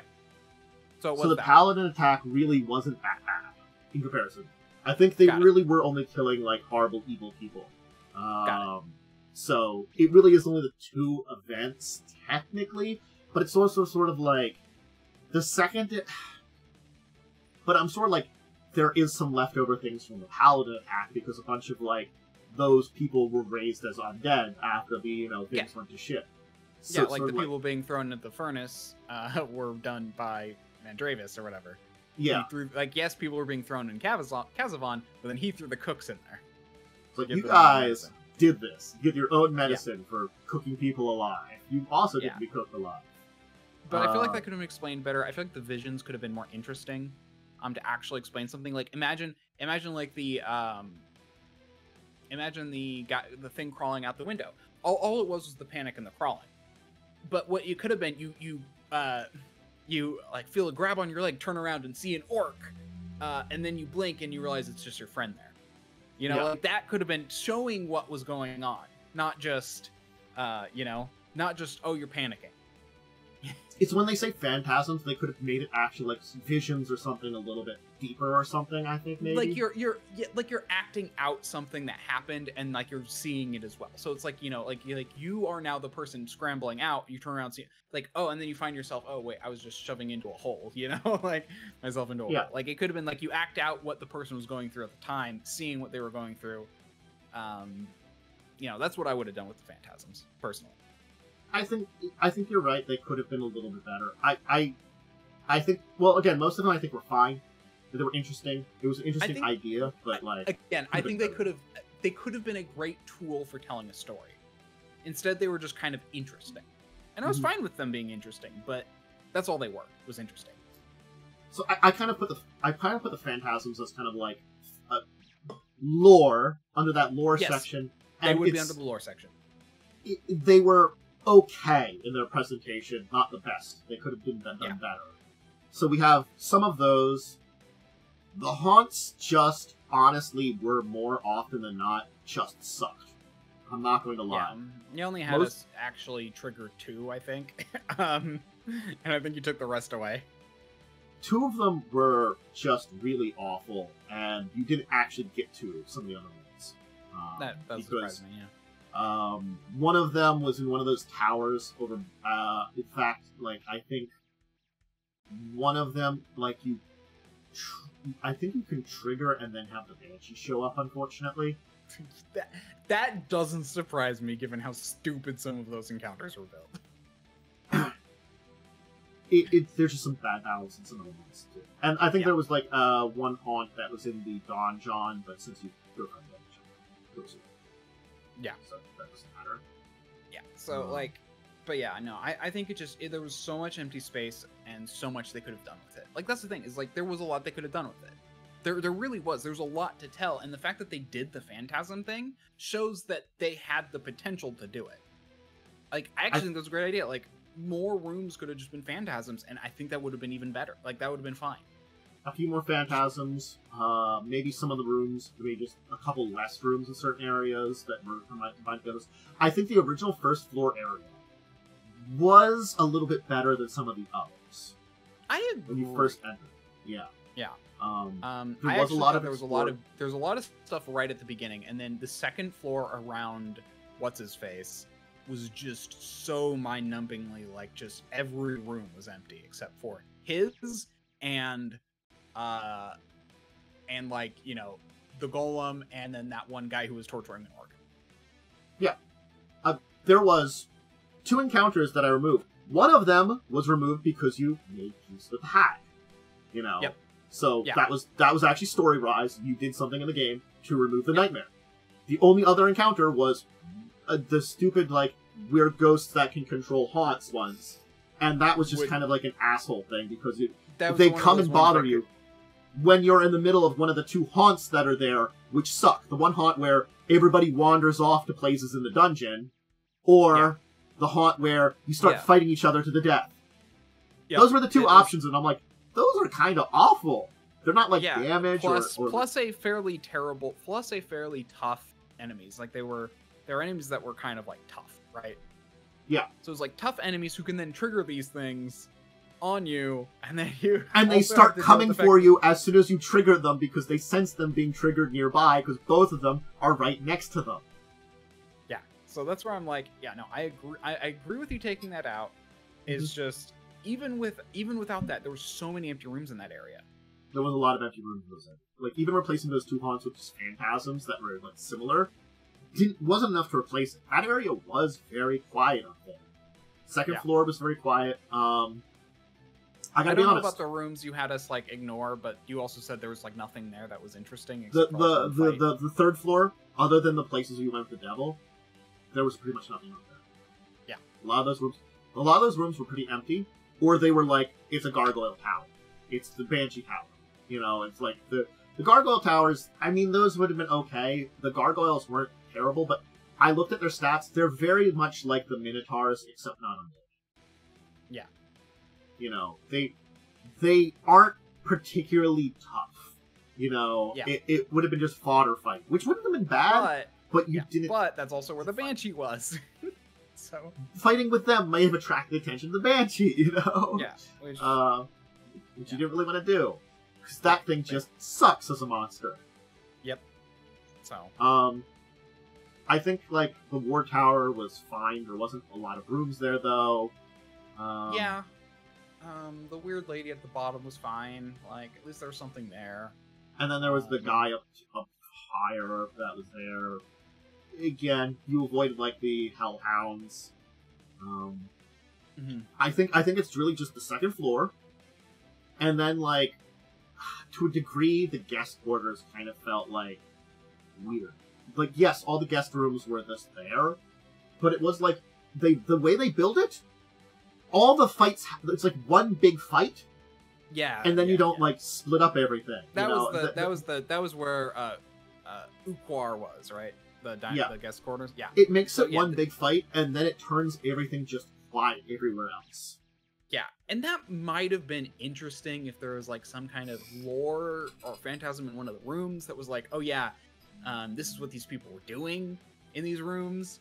This is why they were turned to specters or something, you know, like, but no, it's just one big fight, and then you basically move on and then fight another big fight. Yeah, there is no way to tell. There's like the game mentions why they are there, but it's sort of like it's unfortunately I think that is one of those problems sometimes with the way they write things is both good and bad, and I think it is a thing that you get in a lot of RPGs, which you need to have. There is usually a little bit of stuff that's just for the DM to sort of establish stuff, but like there unfortunately you usually want something to like represent that sometimes, and you don't get that, you know, in the game. Like, I think that's the problem. I say, as a GM, you really should write a lot of your own, but I know you disagree with me. You think a good adventure should have everything, but I'm just like, you're gonna want to tailor things. I'm kind of in the middle of that, actually. Like, I don't mind tailoring things. It's just sort of like, it depends on the circumstance, you know, too. Yeah. Like, I think, like, I try to do a little bit more. A large chunk of this dungeon, honestly. Oh, God. That's just, it's too big, and it makes it that it's sort of like, it was just too much for me to do that, you know. I think that's the only thing is, it was too much for me. I tried my best. It would have been a lot of work. I agree. I'm not saying you had the time. I'm not saying you had the energy. I'm not saying it would have been fun. But I'm saying that's what I would have done. And that's the thing is, like, yeah, I understand that. You know, it's... if you have the time, energy, and, you know, can find some fun in it, then I would definitely say, yeah, write some more stuff in there for a lot of these places and stuff like that. But yeah, no, I think those... like, technically those 3 areas were the worst offenders of them all. Like... Yep. Yeah, there were, again, like, by the time you're getting to the donjon, and there's not a lot there, well, you got rid of, like, 3 encounters from the donjon, which, you know, I'm gonna tell you, now that you're downstairs in the donjon, it's pretty much just one area. Like there's most of that is just one big room down there. Okay. So... there should also be is there not an upper area to the... oh, right, no, you go into the tower, then you go up, right, okay. So, anyway, so that's kind of where we're at with that. So I think that's the kind of thing is, you want getting back to the original topic of too many rooms, you want to find that good balance of some places that, few empty places that make the story, right? And then places that tell one of those things. You know, again, you don't want too many encounters, you want just the right amount of encounters, right amount of hazards, right amount of treasure. So it's sort of like, if you're going to have a room, or some lore, try to have one of those 4 things in that room. And I want to point out what's kind of an interesting part about like that lore is it doesn't have to be the telling the grand story. It could honestly be, and this is kind of fun sometimes, you find a letter between 2 lovers or something. You know, it's like you literally found like a secret room that some or a hole in a wall that some like it was a mini story that just told 2 people who were here. You know, like like that could also be nice. Like it's just kind of fun.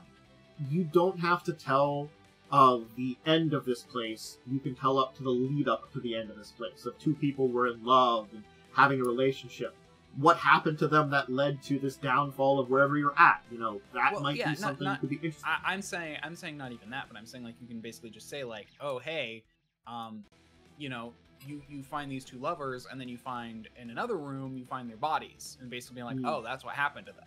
You know, like I'm saying, you can tell your own little story, even if like you're not telling the grand. Like even if you're not telling the grand story of the place, like it could be about an evil vampire overlord who, you know, actually, this actually reminds me of something in Baldur's Gate. There was like a thing where it's like you find a dead werewolf or something behind a wall, and like you find out there was like a secret note. I think that's where my brain got this from. Where it's like, well, it didn't have anything to do with anything else that was there. It was just a thing, but it was neat. I thought it was neat. You can add flavor, and it works on building the flavor of the location sometimes too. Yeah. You're doing a combination. There were real living people living here. In fact, that might be a 3rd thing. Is to, if you're going to add a 5th thing, I would say bring life to the place. Yes. Something that can bring life to the place. It doesn't have to be lore. It can just bring life to the place. Again, and I mean that like, we don't mean that like actually like, you know, living things, but you tell us a story of what this place was, you know. Yeah. It because, makes it a real place. Yeah. That's what I mean by that. There's lore, telling the lore, and then there's making the place feel real. Like, and I would actually say Scarwall had very little of that. It's got such an eclectic cast of characters, and you learn very little about any of them. I think that is a big disadvantage of Scarwall, I'm gonna say. Like, each of these characters, like Castathor, there could be something somewhere. You learn about his history and why that necklace is so important to him. I have stuff that tells me that necklace is so important to them. There's no way in hell you guys would learn about that unless one of you picked up the necklace and cast legend lore on it. It's literally the only way. There really was no way to play. Like, you know, there's so much of the story that they don't, like, tell. They don't even show. They don't even show it or tell it. You know, it's just like the story is there, I guess. I mean, heck, I'd say show don't tell, but at the very least tell. Yeah, it's like they're not showing anything, they're not telling anything in a lot of ways. So I think it's an unfortunate part of this entire thing. Yeah, so I agree. This was a very poorly written dungeon. I had a decent amount of fun. I'm glad it's coming to an end. I think overall there was some pretty good moments, but I think there was like some of those points in time where we talked about it was a problem. You could feel it more in the group, you know, like in the first area when we're exploring, everybody felt more positive during that time, you know, because there was a lot more to it, you know. When those areas were better written, we could all feel it, you know. I think that's a part of the part of it. I mean, to be fair, towards the end, there was just the issue with Momo and Lightning really just burning out. Like, the past, 3 games, I feel like they just haven't done much. I think I feel like, at least last session, we were better in it. Like, you know... Yes, I think because the end is... and they see the end is coming, so they're a bit more into it. Yeah, I agree with that. I think it's just like, we were feeling... Definitely, the feel of the burnout of the place was getting more and more. So, you don't want that. Again, it's like one of those things I've talked about, like a mega dungeon that is much better written than this, that I've played through. The Emerald Spire that Paizo did. Yeah. It's a lot of rooms, but they break it apart into like 15 or 16 different levels. Each of those levels tells its own story, has its own themes, and, you know, I feel like has just enough rooms to not wear out their welcome. And gives you a way, because you find a way to use the spire to teleport back to the surface, that you can go basically explore down. You just have to find a way down to each level, and once you reach that level, you can find a way to use the spire to teleport back up. So you have like, we can continue back where we just were, kind of thing like that, you know. We can take a break. There's a living town we can go visit. They built a mega dungeon pretty well. And again, like, even when we just talk about each of those individual areas, none of them, they're all big areas to explore, lots of rooms and stuff like that, but none of them feel like they wear out their welcome, you know? It's like, actually maybe that's like a series of dungeons that make a mega dungeon. But I guess that's also like Dungeon of the Mad Mage. That's what a mega dungeon is. It's a number of that's what most mega dungeons are. Like, even this mega dungeon had clear sections, you know? Yeah, but they like divided it in part into sections, you know? That they could have just done it all together. They specifically divided it because it also is better to organize in your brain, you know? Oh, here's the first floor, second floor, guest quarter, you know, the towers, the war tower, the donjon, the star tower. And, like, the underground actually is a thing, too. But again, like, the star tower and the underground is a lot. By the time you're getting to that, you're sort of like, we're done. There's, like, you know, not many rooms. But they are places. Yeah. Alright, cool. I think it's a good place. We kind of, like, I think we've talked enough about making sure your rooms are well organized. We even talked about some good examples and some bad examples. They do exist. Mostly one bad example. God. Scarwall isn't the... I don't think Scarwall's the worst, but it does suffer from a lot of those problems that, you know, like... It at least functions as is. And that's actually more than some adventures can say. Yes! It functions as is, just, you know... it's not for beginners. Mm-hmm. Also, because you're also supposed to be like 12th level by the time you get there. Go 3 levels, so. Alright. I guess you can give a shout out to Worm to end today. Yeah, I'm DiamondWyrm. You can find me on twitch.tv/DiamondWyrm, at DiamondWyrm on Twitter. I've been doing a lot of Pathfinder 2e junk, mostly like between planning for an adventure, trying to learn the system. I've been making characters. I plan to run mock battles soon. Yeah, so lots of stuff related to that right now on my channel. Myself and YouTube. Dracovin. Remember, check me out on Twitter, Twitch, and YouTube. Do all the algorithm things if you're joining me on YouTube. Like subscribe to the bell. Social media link below. Schedule should be up on Discord, Twitter/X, and up on YouTube this week for both YouTube uploads and Twitch streams.